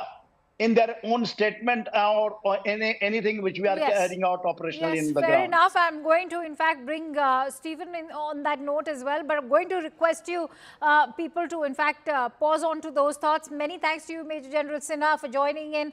Thoroughly appreciate your insights. In fact, we're getting in some breaking inputs right now. Top government sources are telling CNN News 18 that Pakistan has lost major air assets. According to available information, after the attack, they could not even start their machines. That is the big breaking input that we are bringing to you. Remember, contrary to the claims that are being made by the DG ISPR, who's gone on to say that yes, 3 attacks at 3 air bases did take place, but there was not enough damage on any of their assets and that they remain safe. Government sources now coming up with that clarification to CNN News 18 that that's a lie which is being peddled. Ayushman sheds more light. Ayushman. Absolutely. Pakistan has lost those major air assets. 3 crucial air bases have been decimated in this counter-strike coming in from India. And not just these 3 air bases, several key cities also facing the heat as India launches this counter-strike. Air-to-surface missiles, Akanksha, have been deployed by the Indian forces to punish Pakistan for its drone strikes which took place hours before India launched those air-to-surface missiles. We saw that how the entire border got lit up by Pakistan when it launched those drone strikes. But everything was intercepted by India's superior air defense system, our S-400s, our Akash systems. But India used its own air-to-surface arsenal and assets and has wreaked havoc inside Pakistan. 3 major air bases have now been neutralized by Pakistan, by the Indian forces in Pakistan, and top government sources indicating that their air assets have been severely compromised. Let's get you an overview of where all India has struck, ladies and gentlemen, when it comes to this counter-offensive, which many people are calling Operation Sindhu 2.0. Islamabad, the Nur Khan air base, one of the key air bases in the military headquarters of Pakistan, that is Rawalpindi. Then is the Murid air base in Chakwal, right next to Rawalpindi, another key air asset that Pakistan controls. These right next to the border with India, crucial for Pakistan's air operations when it comes to taking on India. Then Sheikhupura also targeted in these strikes, these air-to-surface missiles that India has been able to launch on Pakistan. Then is the Rafiki air base in Shorkot that has also been neutralized by this attack coming in from India using air-to-surface missiles. India wreaking havoc on Pakistan, taking revenge for what it did earlier today when it came to lighting up the border and taking on all those different cities along the border. Each and every missile that was launched by Pakistan, each and every drone was neutralized by air defense system. But this is what Pakistan has to reap when it comes to what it sowed earlier today. Islamabad, the Nur Khan air base, the Murid air base, Sheikhupura, Rafiki air base, neutralized pretty much when it comes to the air assets that they control, and significant damage to Islamabad, to Rawalpindi, as well as Lahore, as well as Narowal, crucial areas near the line of control and the international border, because a lot of firing is taking place from the Indian side, and we've been able to dismantle several Pakistani posts over here. So the commercial capital of Pakistan, the military capital of Pakistan, the political capital of Pakistan, feeling the heat of India's counter-strike. Akanksha. That's a very significant, I think that's a very significant point that you've made. Ayushman, if I may just request my team to go back to that map. Team, if you could please switch back to that map. I want to keep the focus on that map as far as those locations that have been targeted by India are concerned. As Ayushman was rightly highlighting, Stephen, take a moment to reflect on all of these locations. As Ayushman highlighted, you're looking at the commercial capital, you're also looking at some very critical military installations, the air bases. You're looking at the national capital, which is Islamabad. What do you make of these attacks that have taken place in the interim of 9th to 10th May? They strike me as major attacks. They may well have been effective in decimating significant parts of Pakistan's Air Force and maybe other forces. Just to return to an earlier aspect of the discussion, I don't mean to lecture, and I'm just stating my opinion here. Right, sure. But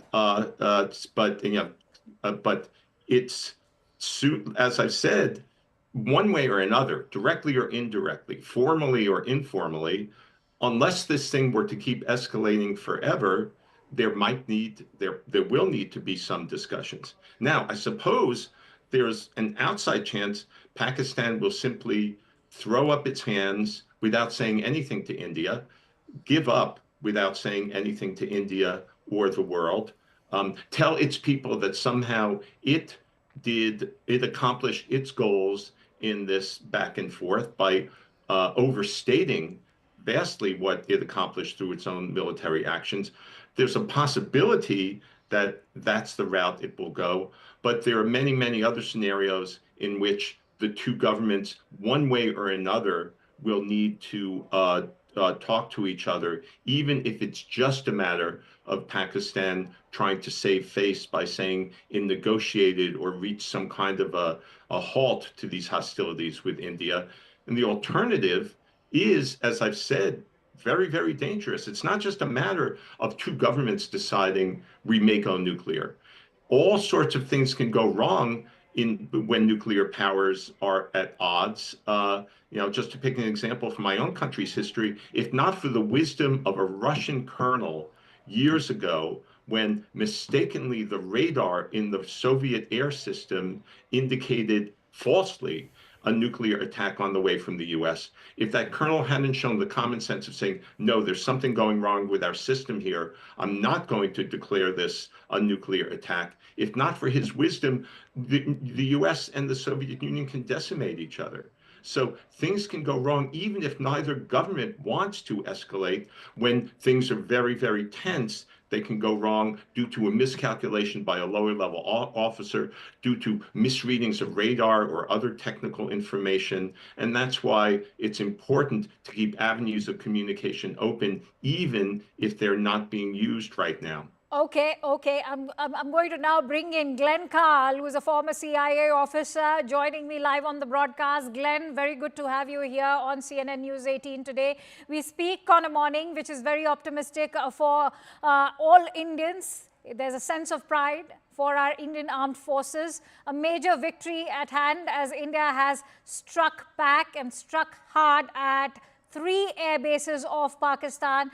If you can see my screen, all of those locations, one of them also being at the national capital of Pakistan. What do you make of all of these strikes that have taken place?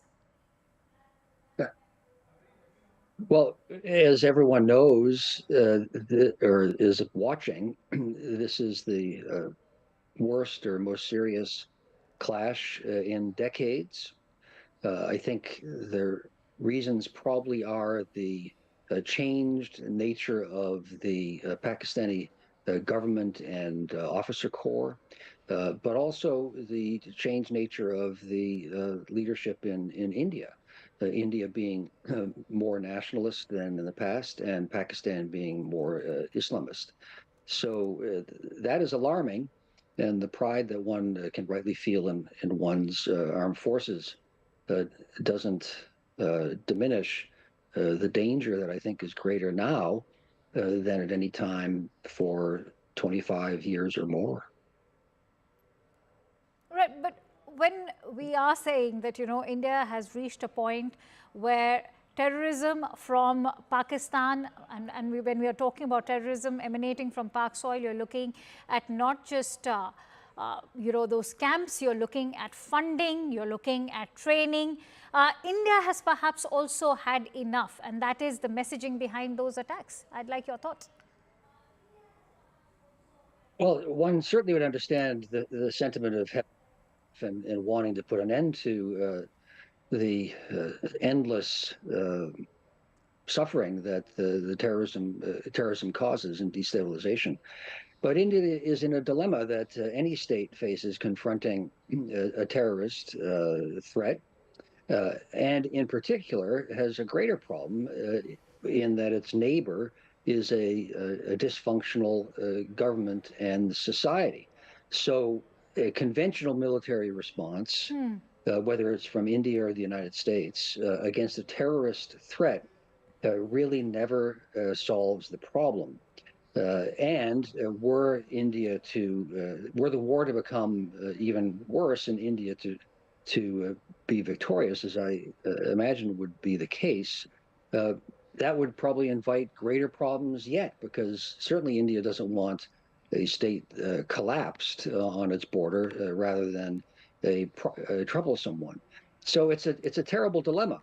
What a state is to do about terrorism. The only solution is unsatisfying because it takes many years and should happen out of sight by intelligence services countering and trying to disrupt and break up terrorist cells and organizations, and a longer term, much larger effort to somehow change the conditions that lead to the terrorism. Okay. And no state has succeeded in doing that. Okay, I have some fresh updates coming in, and let me quickly go back to Ayushman, who continues to stay with us. In fact, we're getting in some breaking inputs as we speak, and some big ones. As what we are learning is that multiple drones have also been hovering over Islamabad, Rawalpindi, Sialkot, Lahore and Peshawar. What is it that you are bringing to us, Ayushman? Absolutely. That is information coming to us from our investigations editor, Manoj Gupta. Akanksha, it seems Operation Sindoor 2.0 is not over yet. And now what we are learning is that, as you were pointing out, multiple drones are still hovering over Islamabad, Rawalpindi, Sialkot, Lahore and Peshawar. The crucial cities in Pakistan, and also crucial areas where a lot of terror operations have also emanated from, namely Sialkot and Peshawar. And now what we are learning is that multiple drones are still hovering over Islamabad, Rawalpindi, Sialkot, Lahore and Peshawar. This is what top intelligence sources are telling CNN News 18, that Operation Sindoor 2.0 seems to be far from over as we are hitting the morning. Now what we are learning is that multiple drones are hovering over Islamabad, Rawalpindi, Sialkot, Lahore and Peshawar. So what is the road ahead when it comes to these drones which are hovering over these crucial cities after so much damage has been done by the Indian forces with the launch of the air-to-surface missiles? We'll have to wait and see how that plays out, but it seems the operation is still not over. Absolutely not. Let me actually take that question with Major Manik Jolly also, who continues to stay with us. Major Manik Jolly, it seems like this is going to be a long night for Pakistan. Yeah, it does seem like that, because I was just reading, there's a platform called Bolan News, and they're saying just 20 minutes back, another suspected Indian missile strike has been reported near Kahuta, a high security area close to Rawalpindi. So this was famous because AQ Khan research labs, which were critical for the R&D, they are in this area. So what is happening is, I think what we are getting reports right now is the air bases, but there's quite a possibility that Indian missiles have been targeting other locations also. And it didn't happen in one phase, because missile attacks can be actually phased. So maybe we are looking at second, third phase also. So we don't know how long the night is going to be. And, so it's going to be a tough night for Pakistan, that's for sure. All right. And in fact, that also means that we are going to be on high alert. What will this, Major Manik, mean for us Indians in the border states, especially if we were to look at Jammu, Punjab, and of course, even Rajasthan? Well, definitely high alert, because as the things start to scale up, the kind of operations that countries carry out at successive stages of warfare, they tend to define how serious a country is, how much are they getting sucked up into the war. Till now, like Pakistan was doing drone warfare, probing and sending small drones, these Turkish drones, and trying to hit installation, trying to cause some damage. They fired some missiles. But given the kind of retaliation India has given, and a strong one, and most importantly, a justified one, Pakistan has a tendency to take stupid decisions. Like somebody mentioned in debate today, and you were also saying, we gave them enough chance to not escalate this. We had hit their terror camps; they should have just left it at that. So now also they have the capability of not taking it up, and they have the choice to do that. But I hope they take that choice and do not escalate it further, because it's just going to keep getting worse for them as the days go. So in that desperation, if they take the other call, that we are going to prove something to our people, to ourselves, without realizing the military capability they are dealing with, in their failed sense of pride and all that, they could go for more missile strikes, they could go for air raids, they could go for these standoff air raids, throwing in missiles, they could try and sneak in more terrorists. There's a lot they can do. And the worst part for border areas is that these are the places that will get affected most, because deep inside India is a huge country. And to get into the depth of it requires a lot of capability from Pakistan's side, which they don't have actually. So people have to follow. I think the best thing they can do is follow government instructions. If you are asked for a blackout, Right. do that, stay inside, and just follow whatever advice comes to you officially. Well, absolutely. I want to bring in Stephen on that note. Stephen, we also speak on a day when the IMF has decided to go ahead with that additional funding of over $1 billion for Pakistan. So when one is to weigh in on the role that the international community can play, especially the role that these global lending institutions like the International Monetary Fund could have played, one has been also probing the history of Pakistan's reliance on the IMF.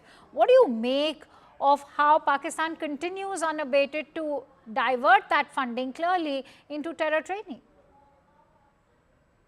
Well, I don't know if they're directing that funding, if they're targeting that funding for terror training. I think that seems to me to be a few steps too far in terms of where no, but India has presented evidence. India has presented evidence. The fact that the military is playing a very significant role when it comes to crucial economic calls for the country. That is something that India has also presented in its statement at the IMF today. And clearly, a debt-ridden country can't be, harboring terrorism to this extent if their economy is in tatters. So there's certainly some amount of funding which is coming to sponsor that kind of terrorism, right? Well, I'm certainly not, please understand, I'm certainly not defending any support for terrorism, but nor am I actually a huge fan of the IMF.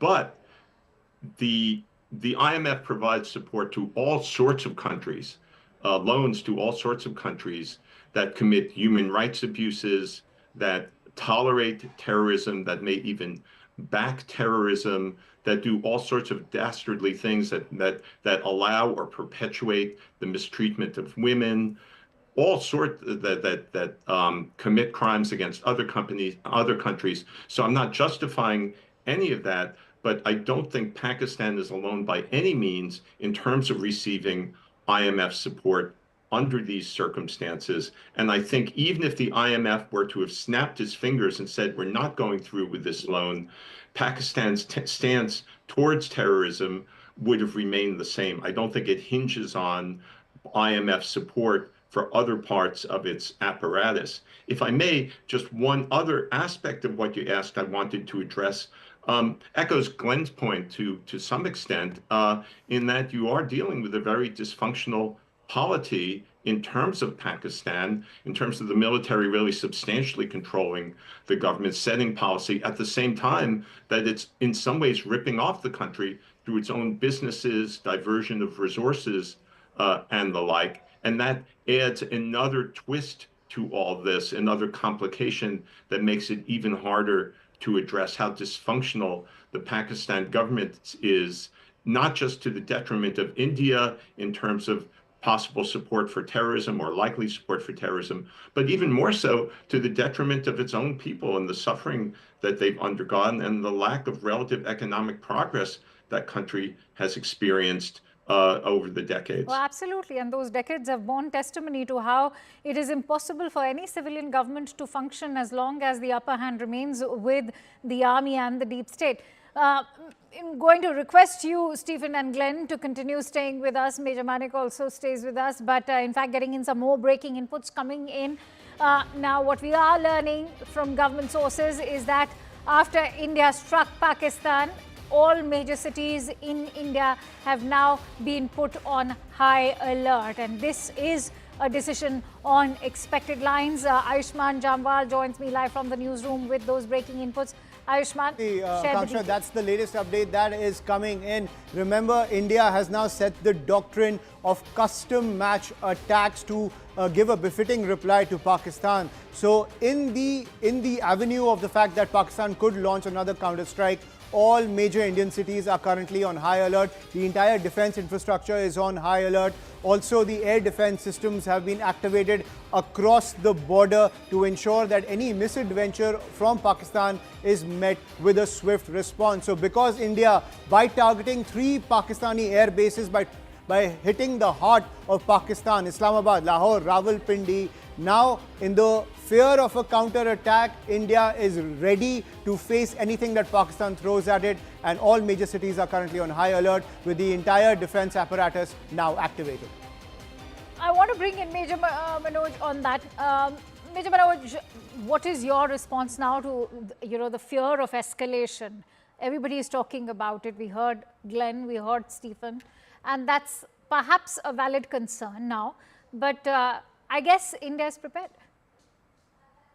Yeah, we are prepared, obviously, and we are very, this is on expected lines, as you said. I just want to take a moment to reply to what Mr. Stephen said, especially on the fact he has a certain stand on the whole thing. But what I wanted to comment on what he's saying, that irrespective of we give them IMF funding or not, like IMF gives them funding or not, Pakistan's stand on terrorism is not going to change. So here's what I have to say is that you cannot say that a country which has ample resources and some kind of intentions, that logically would want to pursue it and can pursue it successfully. Secondly, you have never denied them funding to know that will they actually stop terrorism if we stop giving them money? Will they use it? And it is a known thing that the infrastructure, the health services, education, everything is defunct in Pakistan. The generals are exceptionally corrupt. The politicians take all the money. They all settle abroad in US, UK, Europe, Canada, and all that. You know that they take the money, but just because they've been doing the bidding for US since 80s, since the time Russian came in, you have refused to comment on the terror. You knew the terror factories are there. You knew where the training camps were established. You knew when Al Qaeda was formed. So you cannot say that if we don't give them money, they might not change. You never gave this possibility a chance to even experiment with that thought. Today, when you know that India is in such a critical state with Pakistan, and this is now a time to maybe corner them. Fine, I don't say militarily or just kill them all. But the point is, there could have been a spot where the world could have cornered them. That when will you stop? America found Osama bin Laden hiding in Pakistan after 10 years of carrying out joint operations. What more proofs do you need that they don't care what you think, because they know they'll get your money? So the IMF should have given this a chance this time, that we could have cornered them, that we will not support you till the time you mend your ways. But you lost the chance again this time, and it will continue to be the same story, that everybody thinks, oh, they are going to be like this, we give them money or not, so let's give them some more. That's not I don't think that's the right way to go. Anyway, coming on what originally Akanksha asked, that the high alert in all the cities is as expected on the lines, because the thing is, one, war is a brutal business. While we are celebrating all our successes, there is a possibility an odd missile might make it through and land on our cities also. Pakistan has been hitting our civil areas by drone and artillery since past almost a week now. So everybody has to be ready for that contingency. It's good to shout that go war, fight, kill everybody, but I mean, there's a possibility that we also might get hurt at some stage. Hence, it's a good decision for government to issue this alert right now. Okay. And along with it, the civil administration comes into action and they will issue necessary directions to everyone. Okay. Stay with me. Going to request all of you gentlemen to continue staying with me. Also joined in by Sushant Sareen, who's a senior fellow at the ORF. Sushant, what a morning to wake up to. India's made some massive strategic victories today when it came to, in fact, reducing those 3 air bases to rubble. And we've not just targeted Pakistan's commercial capital, you're looking at the national capital as well. I'd like your thoughts. Akansha, you are being very presumptive that you thought people went off to sleep last night. I tried to, but within half an hour, I was so restless that I got up, and then I would imagine that. You should have joined in much earlier then. I'm going to hold this against you. Yeah, but the thing is that I just came to the thought that if Kargil was the first television war in India, this conflict is the first. I can't call it a war as yet, but this is the first Twitter or X war in this part of the world. Uh, but look,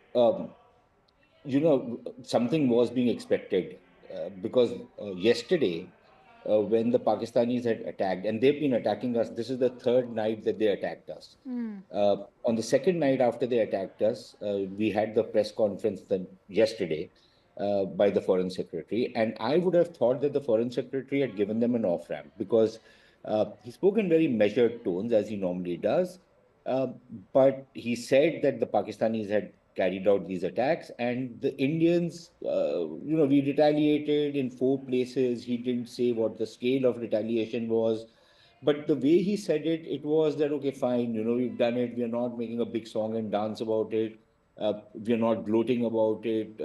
We're not making a big deal out of it. And this can become an off ramp for both sides. And that is the impression I got when I was in the evening when I was on your channel.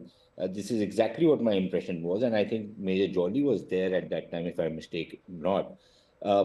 And my impression was that, we've said, okay, fine, let's take this off ramp. But clearly the Pakistanis have this habit of biting off a lot more than they can chew. And they thought that, obviously some damage must have been done. And just because their attacks have not been successful over the last 3 days, that does not give them a free pass. And the thing is that, so quite clearly, I think the message from the Indian side was that if they are now going to start continuing doing this, then we will also hit back and hit back hard. And I think that is what has happened tonight. A lot of these rumors were actually doing the rounds yesterday, but apparently it's happened today. So I think now we are in a completely different situation because the kind of retaliation India has done, it's very clear that the Pakistanis are going to try and hit back. How will they hit back? The reports, which if we can make some sense out of them, there is that they are going to use their air power and they're going to try and strike at targets inside India.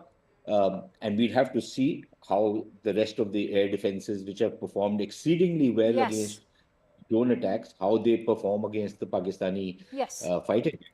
Number one. All right, finish the point because I have some breaking inputs coming in.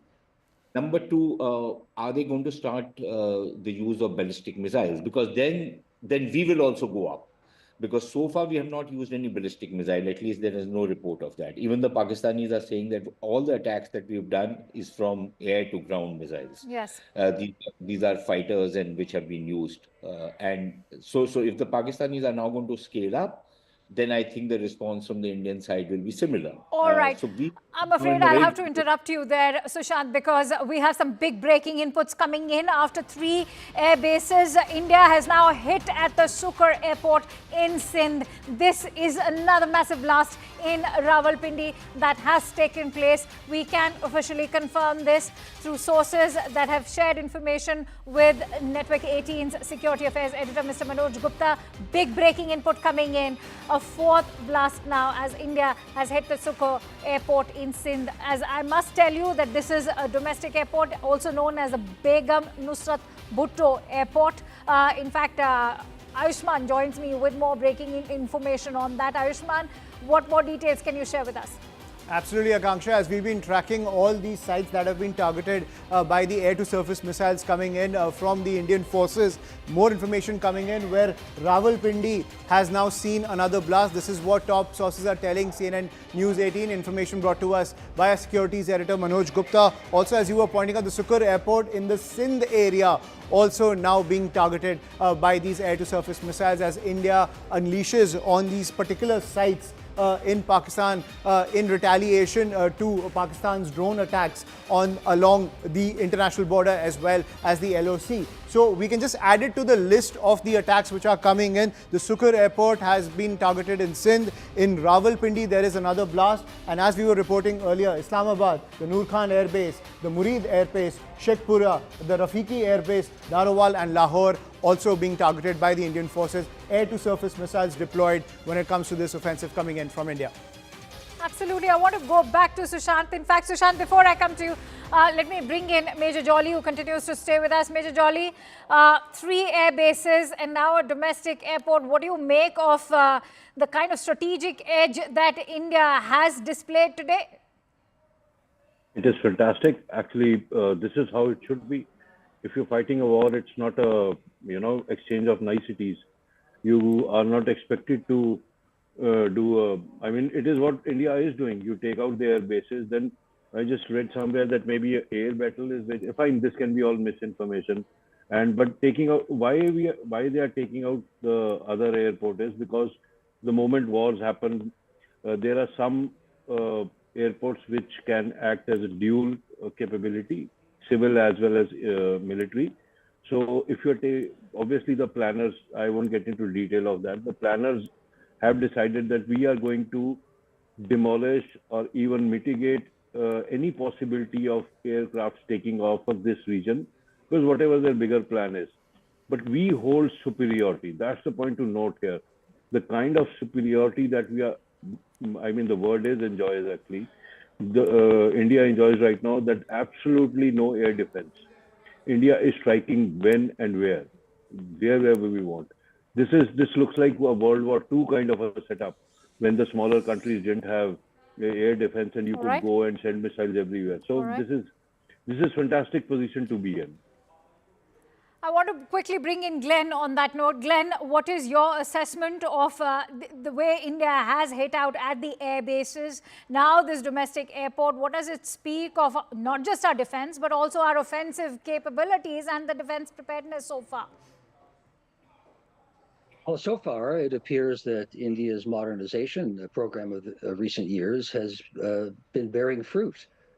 We have all been reading that it's only in the mid-process and that India was far from having really modernized doctrine, training, and equipment, but at present, it's an impressive performance. I can comment more substantively on the policy implications or objectives. India seems to me to have clear objectives that it's trying to achieve. One, obviously, to stop terrorism. These conventional attacks won't do that, but as a response to a terrorist act, they're completely understandable. And then two is to make the point and then stop having made the point. That's clear and sensible. Pakistan's objectives seem to me a lot murkier or incoherent. One could understand a response for pride and national sovereignty, but as one of the gentlemen said, it seemed clear also that India has been providing the off-ramps that one wants to in this sort of response. And Pakistan is not taking them, and I see nothing positive that Pakistan can achieve out of all of this. Stephen, I want to bring you in quickly about the way the Indian government has in fact put this out. They've said that these are going to be custom match attacks because remember just a day ago our own military installations, whether Udhampur or Pathankot, all of them were attacked. So this is indeed a custom match attack.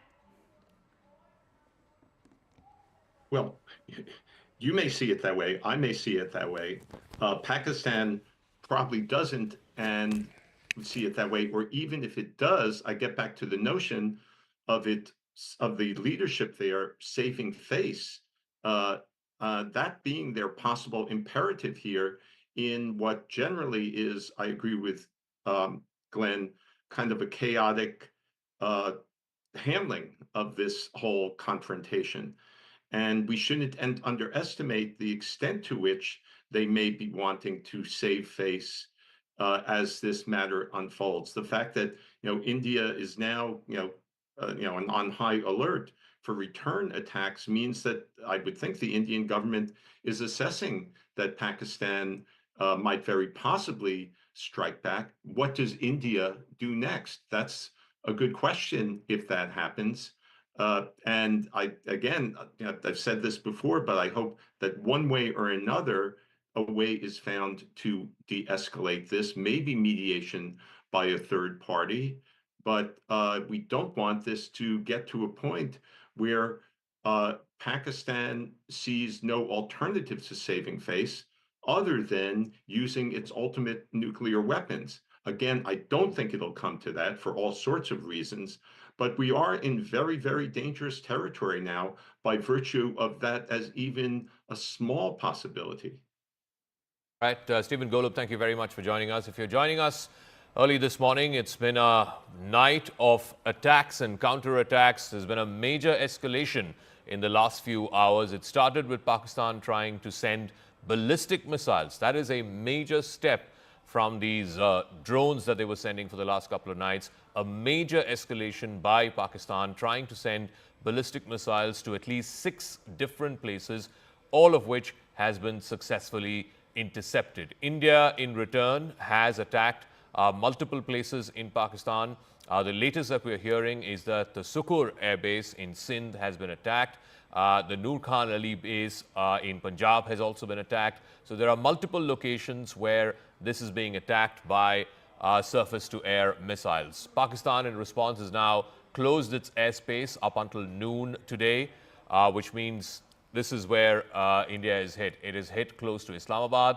It has hit the Nur Khan air base in Rawalpindi, in Sheikhupura, in Chakwal, which is the Murid air base, also in Narowal, the Rafiki air base in Shorkot. So you have about 6 or 7 places where India is hit with surface-to-air missiles in what is clearly now the next rung of escalation. We're given to understand that Pakistan is scrambling its jets in response. We don't know what the nature of Pakistan's response is going to be, but this has been a major escalation after Pakistan managed to get that $1 billion tranche of the IMF loan, as well as, of course, after the visit of the Deputy Foreign Minister of Saudi Arabia to Islamabad. So I think somewhere the calculation now by both sides is that they're now climbing into the next step of the escalation ladder. What happens in the next few hours, we don't know. There is some kind of a response coming from Pakistan. India is, of course, 100% prepared for it. In about 20 minutes' time, I'm given to understand, there will be a briefing in South Block by senior officials of the Defense Forces. We will bring you up to speed as and when we know who is addressing the media. Clearly, it's been a night of major escalation from Lahore to Sindh, Rawalpindi. Multiple air bases have been targeted by India. There's also, by the way, drones that have been hanging around major cities, including Lahore, Islamabad, and Rawalpindi. In Haryana, over the skies over Sirsa, we're given to understand that the Fatah-2, the missile that Pakistan had launched, has been intercepted. So major escalation. There was an attempt by Pakistan to hit the Jammu Air Force Station as well. That too has been intercepted by India's air defenses. So from Lahore to Sindh, India is matching Pakistan tit for tat in what has been a major escalation by both sides. Pakistan, of course, deciding to climb that escalatory ladder after the decision of the International Monetary Fund to give it the $1 billion tranche of its loan, as well as, of course, after the visit of the Saudi foreign minister. Now, Pakistan seems to have made a calculation that they want to up the ante. We're getting more breaking news. This is, again, a bid by Pakistan to try and escalate the attack. The bid has been thwarted. Pakistan tried to attack the Jammu Air Force Station. Remember, Jammu has been in the target for the last 2 or 3 nights now. Remember the drone attacks that happened a couple of nights ago. It started with an attack on the Jammu airport. Now the Jammu Air Force Station was tried to be attacked by Pakistan using some form of missile. We're not sure what nature of missile they tried to use, but that attack, that attempt by Pakistan has been intercepted by India's air defense. So major escalation that has now been thwarted. Also earlier this morning, an attempt was made over Hisar in Haryana. That too has been thwarted by the Indian Defense Forces. Let me try and see if we can go across to Akash first, our defense reporter. Akash, just paint the night for us. Where all has Pakistan tried to attack us, and where all has India responded to this Pakistani escalation?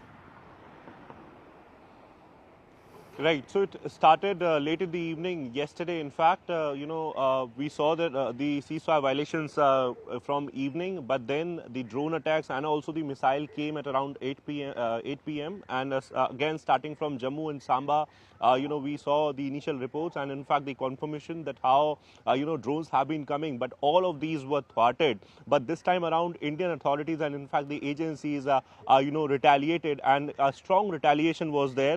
Nur Khan Air Base, that is in Rawalpindi, Shorkot Air Base, that is in Punjab, that have their JF-17 squadron, and Murid Air Base, that is again in Punjab. We have been told that these air bases have been hit, and in fact the assets, their air assets, including the air defense system, has been hit by Indian forces. We have seen the DGI SPR confirmation as well. Though we will wait for the official confirmation from the Indian Armed Forces, Zaka, but at this point in time, while we are talking, in fact in Jammu, we have been hearing a lot of AD gun sounds, and possibly, there was an attempt to, destroy, some sort of asset or the infrastructure in Air Force station here in Jammu, but it has been thwarted. Our air defense is very much working. AD gun is, importantly, playing a major role this time around because we have upgraded and in fact incorporated the counter drone technologies in our AD gun systems.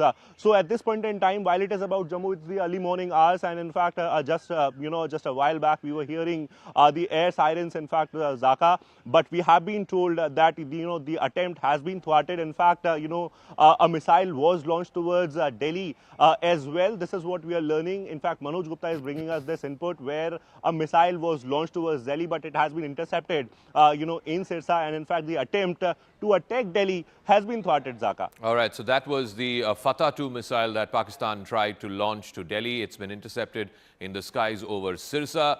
Let's try and bring you up to speed with the counter-offensive that India has launched. It's been a very hot night between India and Pakistan. India has launched multiple missile as well as drone strikes starting from Islamabad in the north, Nur Khan Air Base in Rawalpindi. It's one of the largest air bases of the Pakistan Air Force.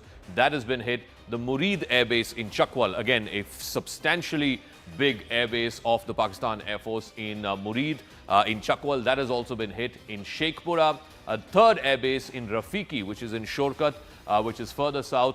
All of these are in Punjab, in the very heart of Pakistan, as it were, in Shorkat. The Rafiki Air Base of the Pakistan Air Force has also been hit. And we have one more, the Sukur Airport in Sindh. So Punjab and Sindh, which are the two biggest provinces in Pakistan, have been hit. Also in Narowal and Lahore, but these, I think, are smaller drone attacks. But India has also replied with ballistic missile attacks in response to what Pakistan tried to do. It launched the Fatah-2 directed at Delhi, but it was intercepted at the skies over Haryana. Let's try and go across to more reporters. Aishman is also joining us from our newsroom. So Aishman, can you bring us up to speed with the places where Pakistan tried to attack overnight and India's air defense systems have intercepted and brought down these Pakistani missiles? Absolutely, Zaka. We've been tracking through the night the attacks that have been coming in from the Pakistani forces. We saw how they lit up the entire border area all the way from the north in Kupwara, in Uri, where the ceasefire violations were taking place. Then we saw the drone strikes which were taking place in the Jammu area, all the way down to Bhuj. There were several attacks coming in from the Pakistan side, several drone strikes which were coming in from the Pakistan side, which were intercepted by India's advanced air defense system. And that is the latest update that we are getting from our investigations editor, Manoj Gupta, who's also looking at every aspect of the escalating tensions between India and Pakistan, with the Fateh-2 missile that has been launched by Pakistan towards Delhi was intercepted at Sirsa. So India's air defense systems continue to be robust, countering any offensive coming in from Pakistan. Pakistan tried those offensives when it came to targeting the military as well as certain civilian areas along the line of control and the international border, all the way from Jammu and Kashmir down to Rajasthan, even to Bhuj in near the Gujarat area. But clearly the air defense system was deterring all those attacks. But the tensions continue to escalate between the two sides because Pakistan is now priming its counter-offensive. All right, Aishman, we'll leave it at that. I think the big news that we have is that it's been a hot night between India and Pakistan over the last 4 or 5 hours. The escalation started by Pakistan right after its announcement that the IMF, the International Monetary Fund, has approved a tranche of $1 billion for Pakistan as part of a $7 billion package that was agreed to a few years ago. The big development is that India has hit multiple air bases of Pakistan from Punjab to Sindh. Pakistan has tried to send ballistic missiles. One of them, the Fatah-2, which is a medium-range ballistic missile with a range of about 400 kilometers, tried to, or at least sent in the direction of New Delhi, which is the national capital, but got intercepted, I'm given to understand, by the Barak air defense missile, the surface-to-air missile. It has been intercepted there, and it has been brought down in the skies over Sirsa in Haryana. Let me go across to our guests in what is, I'm afraid, a very, very serious escalation over the last 4 or 5 hours. Lieutenant General retired Sanjay Kulkarni is joining us, former DG of Infantry. Sushant Sareen, Senior Fellow at the Observer Research Foundation, is with us. Glenn Carl, former CIA officer, is also with us. Let me start with you, Lieutenant General.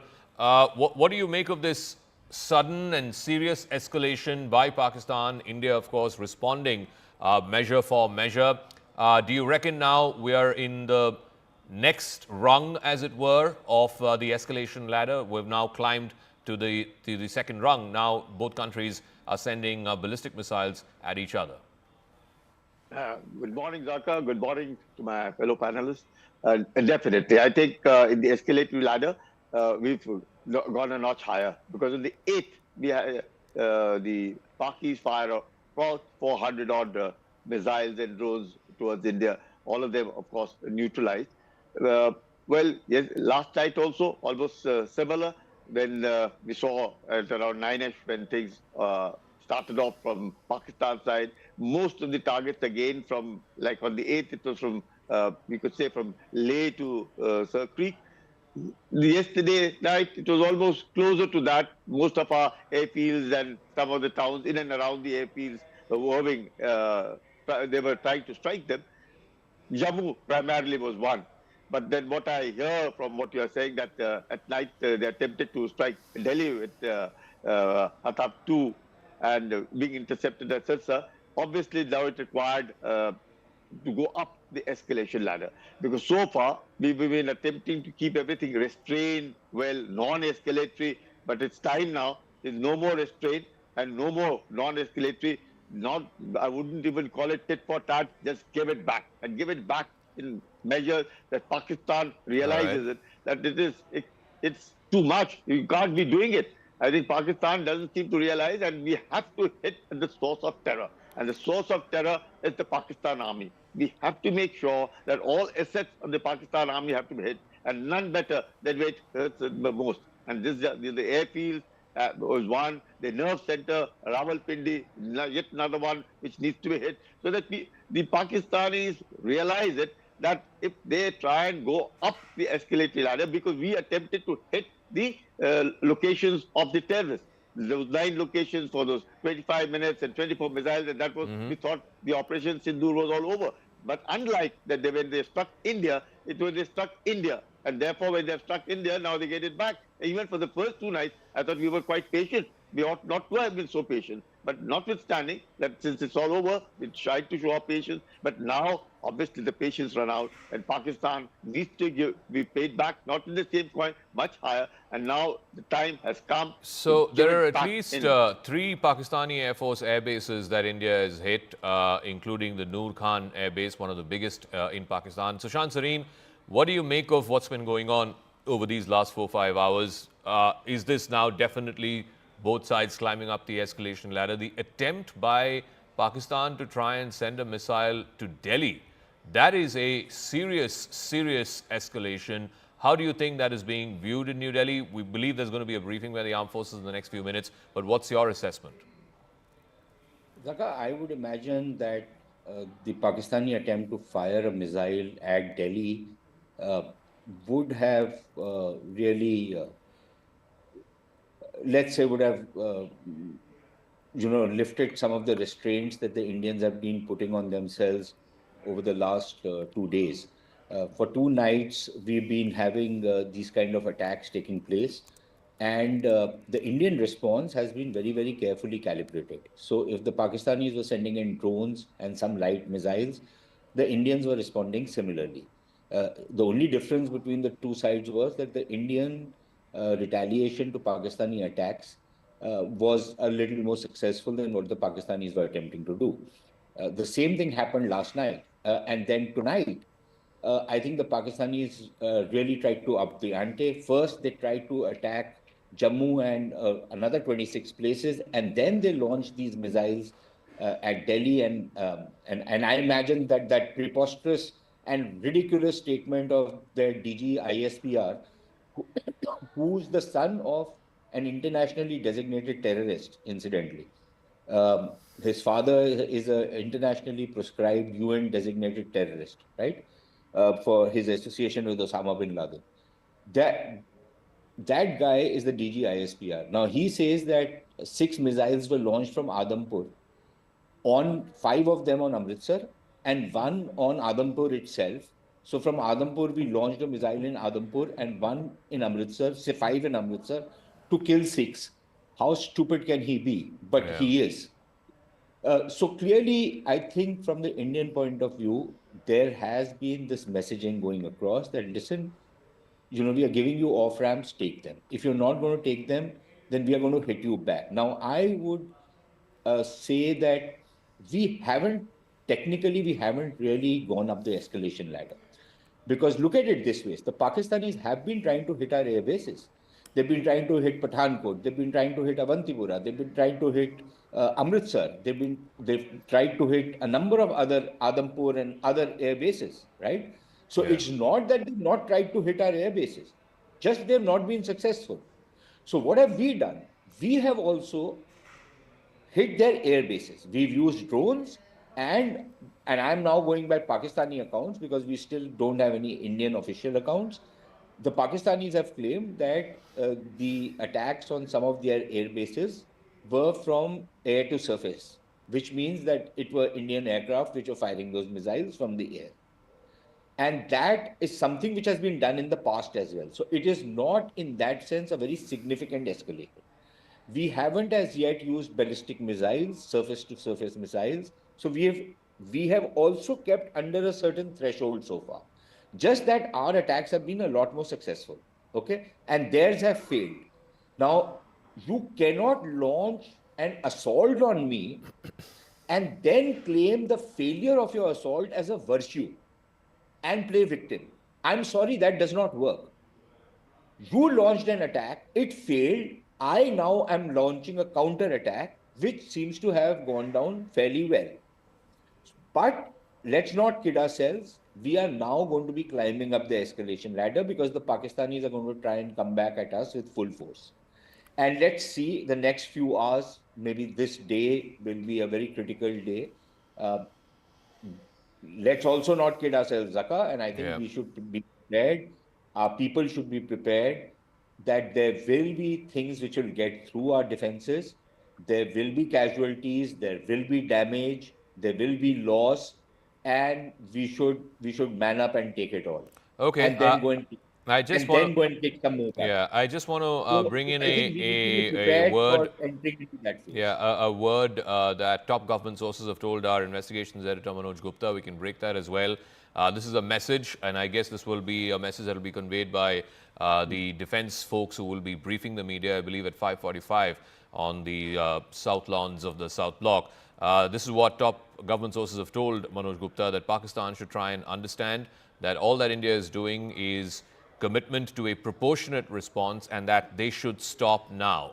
Pakistan should stop now. Otherwise, the next time India will have to be forced to climb the escalation ladder. So Pakistan needs to get the message and needs to stop now. It needs to stop sending all of these ballistic missiles. The Fatah 2 was attempted to hit Delhi, but it got intercepted in the skies over Haryana. Let me also try and go back to our reporters before I go back to the guests. Look, over the last 6 hours or so, there has been an attempt by Pakistan through drones, through ballistic missiles, to try and hit India at multiple places, multiple air stations. Let's try and go full frame to that. Multiple air stations have been targeted in Jammu. Jammu Air Base particularly seems to be one area where the Pakistanis have been trying for the last 3 nights to try and cause some damage. We've had drone attacks last night in Srinagar. We've also had an attempt to try and take down the Avantipura air base, also in Amritsar, the air base there, as well as, of course, the air base that we have in Haryana. But in response, India has attacked at least 3 air bases. 2 of them are major air bases for Pakistan. The Nur Khan air base in Rawalpindi, one of the biggest that Pakistan has. The Murid air base in Chakwal, which is also nearby. Both of these, of course, are right in the heart of Punjab. Then there is the Rafiki air base, a smaller one in Shorkot in southern Punjab. And then the Sukur airport, which is used both for civilian and defense purposes in Sindh. So both in Punjab and in Sindh, there have been major attacks by the Indian armed forces. We're given to understand that at least some of these have been surface-to-air missiles, and some of these have been air-to-surface missiles, so they've been launched from a fighter jet. We'll try and get further information of that, but this is how it is looking right now. If Akash and let's get a sense of who are the other reporters that we have on the ground. We'll go across to Akash in just a moment, but it has been a night of heavy exchange of fire, drones and missiles between India and Pakistan. Pakistan climbing up the escalation ladder in a dramatic sort of upping of the ante, as it were, soon after the announcement by the International Monetary Fund of a tranche of $1 billion to Pakistan as part of an agreed-upon package of $7 billion over a period of 3 or 4 years. Now Pakistan tried to send a ballistic missile towards India, intercepted in the skies over Sirsa in Haryana. It was directed at Delhi. Imagine if that missile had been successful and there was damage here in Delhi. That would have been a serious escalation of the situation between India and Pakistan, as it were. It seems to be that the Pakistani military leadership is being given a very solid and definitive message by the Indian military leadership. Back off now. Do not escalate. There you go. I want to once again bring you up to speed. So the smaller blasts that you're seeing on the map, Islamabad, Narowal, Lahore, these are all drone attacks that India has managed to pierce the Pakistani air defense and hit some of these places, including Sheikhupura, etc. But the airbase attacks that have been hit, those are missiles. Those are medium-range missiles that India has used. Like I said, in response, matching Pakistani aggression, Pakistan trying even with their ballistic missiles to pierce India's air defenses and hit some key defense installations as well as civilian installations here in India. This is India's response, and India is also sending out a message to Pakistan: please refrain from climbing further up the escalation ladder. All right, let's try and play out some of those visuals. I believe we have visuals from the Nur Khan base that was struck by India's missiles. Let's try and play out that video, and I'll come back to our guests and our reporters. और ये नूर Khan base के ऊपर attack हुआ है भाईजान। नूर Khan base में आके गिरा है। ये अटैक हुआ है नूर खान बेस पे, बिल्कुल घर के सामने। अभी एक जहाज गुजरा है और ये नूर खान बेस के ऊपर अटैक हुआ है भाईजान। नूर खान बेस में आके गिरा है। ये अटैक हुआ है नूर खान बेस पे, बिल्कुल घर के सामने। अभी एक जहाज गुजरा है और ये नूर खान बेस के ऊपर अटैक हुआ है भाईजान। नूर खान बेस में आके गिरा है। ये अटैक हुआ है नूर खान बेस पे। Right, let me go across to Akash. Akash, just bring our viewers up to speed if they're just tuning in at 5:45 this morning. It's been a very hot night between India and Pakistan. Multiple locations in Pakistan have been hit, including at least 3 air bases. Pakistan has tried to dramatically escalate, go up the escalation ladder.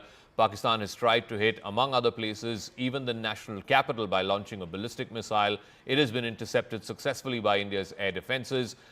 It's been a night where they have tried drones as well as missiles. What are top defense sources telling you, Akash? What is going on in these last 4 or 5 hours? Right, Zaka, first of all, in some time from now, we are going to have a press conference from the armed forces where we will be getting some sort of details of the sort of developments that have happened throughout the night. But at this point in time, in fact, in Jammu, we have been hearing multiple sounds, Zaka. We have been told that Air Force Station Jammu was on target. Initially, it was thwarted, but then, the sound is still on. We have been told that air defense guns are very much active. As far as, developments in the night are concerned, so we have been seeing major escalation from Pakistan where after, last evening, in fact, day before yesterday and last evening too, they have tried drones and missiles through different, in fact, two different military stations here in India, military infrastructure. Jammu is one prime target where they have been, in fact, Zaka, you can hear the sounds as well, the air defense guns where, Jammu is on target, and again we are hearing these sounds where, our sources are telling us that Air Force Station was on target, but it was thwarted. Something rocket propelled is being sent. It can be a missile, it can be a UAV as well. We have been told, and we know that how they are using SH-15 as well. But yes, SH-15, there is less possibility that it can come here, even when they are bringing it to that bulge near Akhnur.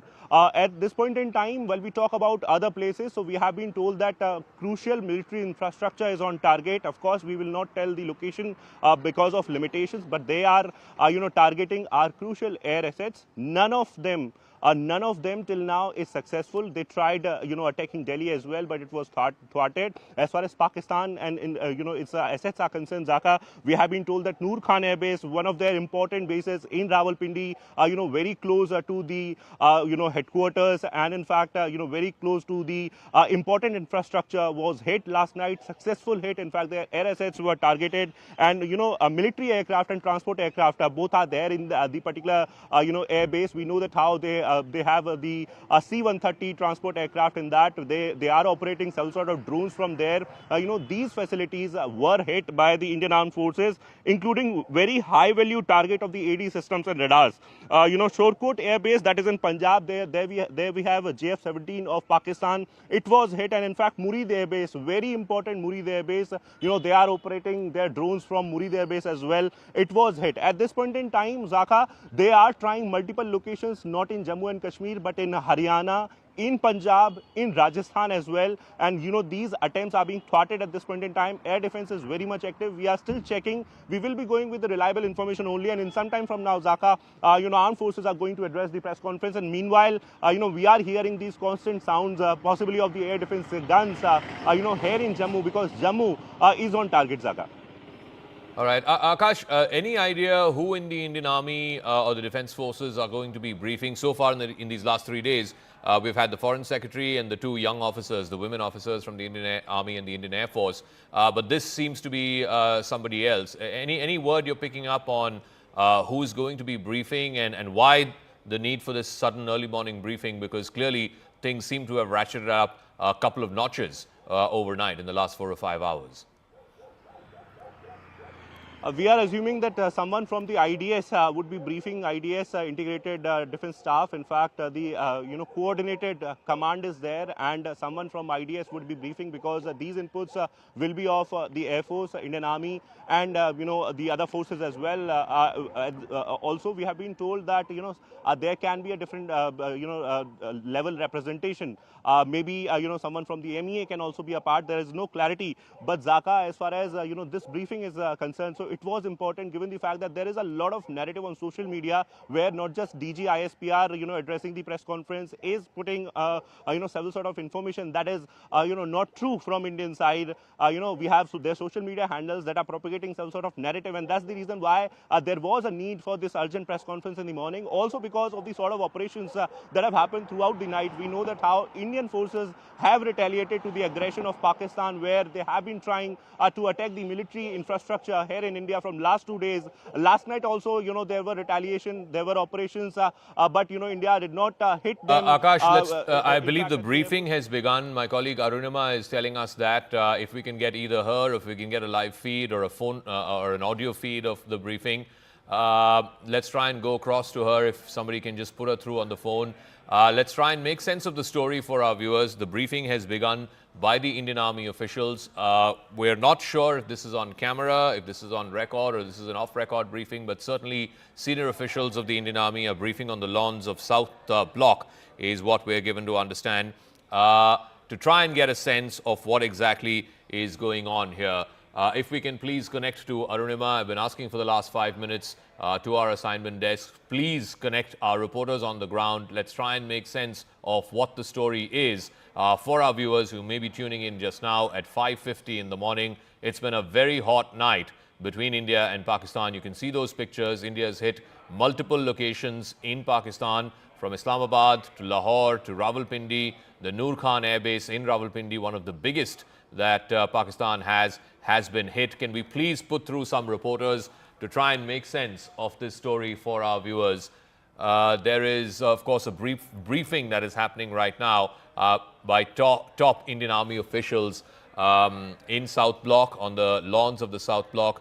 They will be giving us an assessment of what is going on, what has been going on in these last 4 or 5 hours between India and Pakistan. So the attempt has now gone up a notch from drones. It is scaled up now to missiles. All right, let's go across to Anvit, who is on the phone line. Anvit, where are you and what are you hearing?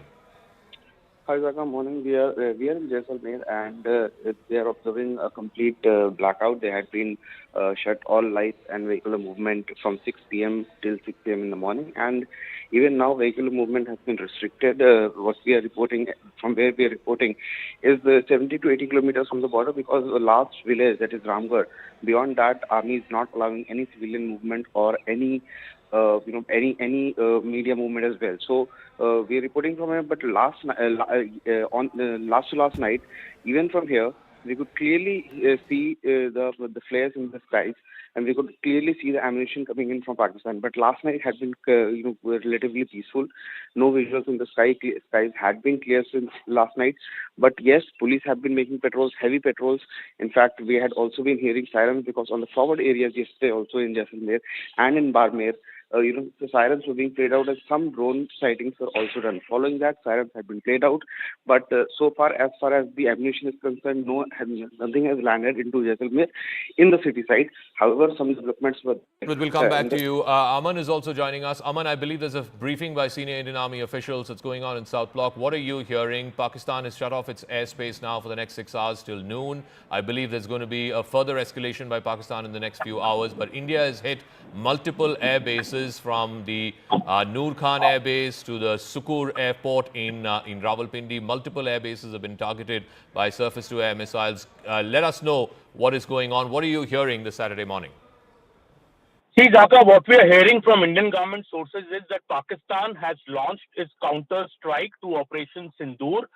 On May 7th, we saw India strike through Operation Sindoor, and the officials were saying last evening also that these drone attacks, which were launched by Pakistan over the last 2 days, were more of an intelligence gathering mechanism to assess our air defense capabilities. This seems to be the real attack coming from Pakistan. Of course, our air defense system is engaging all these offenses which are being launched by Pakistan. As you said, they have closed down their airspace for the next 5 to 6 hours. Seems that Pakistan is trying to now hit our air bases, and they are trying to launch missiles. That is what we are hearing. The Indian government briefing is about to start. It was to start at 5:45, but it has still not started in the lawns of South Block. Shortly, Indian officials will be briefing us on what exactly is happening. But it seems that this is Pakistan's response. And India is very, very clearly saying that this response is very, very escalatory in nature. We are warning Pakistan to stop this, or India's response to this will be even more severe. Pakistan seems to be escalating the situation, Dhaka, and that is what the Indian government sources are saying so far. We'll await the official press briefing, which is to happen in the next few minutes, Dhaka. Okay, Anshul is also joining us from Pathankot. What's happened there overnight? I believe there was multiple drones flying over the Pathankot airbase overnight. What is the latest that you can share with us, Anshul? So yes, specifically over the last half an hour to 45 minutes, there has been at least 30 to 35 loud explosions that we have heard ourselves over here. I'll just try and move out of the frame and try and give a sense as how close is enemy at this point in time. The hills that you are seeing over there, these hills actually belong to the Pakistan. So we are, in fact, Pathankot is very close to the international border, and from this direction itself, there were several projectiles that were launched from the side of Pakistan, but our air defense systems have made sure that all these projectiles that were launched from that end were actually controlled in the air itself. They were blasted in the air itself. Nothing untoward has been reported till now. The Pathankot airbase is absolutely safe, is what we are being told. The situation is still tense because the blackouts are still continuing. There is no electricity across Pathankot over the last 4 hours. The blackout was supposed to end at 4 a.m. It is still continuing over here. There is constant announcements, and there is constant patrolling that is being done by the local police over here, trying to give out this message that people do not need to panic, do not need to step out their houses. They just need to follow the SOPs and everything will be fine. But yes, India's air defense system proving yet again that these Pakistani missiles, these Pakistani drones Akash is also there with us. Akash, I believe that off-cam briefing has been cancelled. Now we'll have a regular briefing at 10 a.m. Any idea on why that off-cam briefing has been cancelled and what's going on? What's the word you're picking up from MOD headquarters? The operations are ongoing, situation is evolving, and that's the reason why they have in fact they have cancelled the briefing. We have been learning, Zaka. In fact, this briefing will be happening after 10 a.m. we have been told, and this will be a regular briefing since we are hearing about several attacks at different places throughout India. Specifically, they are targeting Pathankot, Jammu. In fact, I'm learning about some attempts in Jaisalmer as well once again, but then we'll wait for the confirmation. They are firing ballistic missiles at places. We have been told that there are places where they have been, firing ballistic missiles. Artillery is very much on, at the LC, and situation is evolving. That's the reason why MOD officials may have, cancelled the briefing. But we have been learning. In fact, Pallavi is talking about the briefing that is going to happen at 10 a.m. Zaka, this is the major escalation. We have been talking about it, how India retaliated, and then once again in the morning time, in the daytime now, the attack is on, which is in fact, going towards a major escalation, a war possibly. But then at this point in time, Indian armed forces are very much ready and capable, and they, we have been in fact told that air defense systems are very much active. And in Jammu, in fact, there are attempts at least there are 5 to 6 attempts in the last half an hour, we have been told, in Jammu. But all of these attempts are thwarted, and in fact, drone attack is there, missile attack is there, and rocket propulsion is something that officers are talking about, possibly a missile when we say rocket propulsion. But Jammu is not the only place. In Srinagar also we have heard a sound, and in fact, apart from Jammu and Srinagar, we have been told that in Udhampur also sirens are on. So at this point in time, while India has given it back to Pakistan at 3 different air bases of Pakistan, it seems that Pakistan is once again trying to attack the military infrastructure, specifically the Air Force stations and the air bases. Possibly they want to attack on airstrips or the the air assets that we have at the Air Force stations. But yes, an official word is very much expected, because we have been in fact told about several other things. And then I'm hearing the constant sound, Zaka. I want to stress on this particular sound because Jammu is one prime target. So Jammu is very close to the international boundary, international border. In the initial day, we have seen that how a barrage of drones were launched towards Jammu, and this time around we are learning about missiles. I'm also trying to check the environment. In fact, the clouds where I'm unable to see anything. Very close to the airport I'm standing, and at that particular place only we are seeing. In fact, we are seeing this sort of action where we have been told that missiles are there. Missiles are coming towards the Jammu Air Force station and the airport. Both are in close vicinity. Also, other than Jammu and Srinagar, we have been told that there is a target in Haryana. I'll of course not name the location, but there is a target in Haryana as well, which has been in fact thwarted. Missile was launched. We know that how a missile was launched towards Delhi as well, the national capital. They clearly want to escalate it further. It was categorically mentioned by by the Indian Armed Forces that we don't want to escalate, and that's why we are not targeting a civilian population. But we have seen that how last night in Firozpur, a civilian population was targeted. Several individuals were hit, because of this sort of target where Akash, they, just give me a moment. hit one civilian. So the big story happening right now is there's an off-cam briefing by senior officials of the Indian Army. They're saying that there has been retaliatory action that's been carried out. The LOC has been hot for the last 4 or 5 hours. In fact, more than that, it's been hot since last night. But what has happened overnight is Pakistan has now climbed up the escalation ladder from drones, which did not have any explosives. They've now notched it up to drones with explosives. And yesterday, last night, they have now notched it up one rung further in the escalation ladder, trying to hit India through ballistic missiles, including one, a Fatah-2, which was launched in the direction of Delhi. Thankfully, that's been intercepted in the skies over Sirsa. India has retaliated. India has responded to the Pakistani escalation. India has managed to hit at least 3 different air bases in Nur Khan, of course, which is one of the biggest air bases of the Pakistan Air Force. They've also hit an air base in Chakwal, a civil-cum-military airport in Sukur in Sindh. So multiple military installations and civil installations as well have been hit. It's been a combination of drone attacks plus missile attacks. I also want to get more information at 10 a.m. The Foreign Secretary will be briefing. Remember, the last 3 days, it's been the Foreign Secretary along with the 2 young women officers of the Indian Army and the Indian Air Force. So that briefing is going to happen at 10 a.m. That's going to be on the record. Right now, what is happening is an off-record briefing by senior officials of the Indian Army. Let's go across to more reporters who are also joining us. Ishan is joining us from Srinagar. Ishan, again, looks like it's been a very hot night in Srinagar as well as in other parts of the Kashmir Valley. Well, Zaka, right. This is for the first time also that drones came to Srinagar, Avantipura and Baramulla. Multiple, blasts were heard, and the defense system ensured that none of the air bases was hit. The target was to hit Avantipura Air Base and Srinagar Air Station. We should understand that Srinagar Airport is not just a civilian airport. It's a military army, Air Force air station. So that's why they try to hit the crucial infrastructure.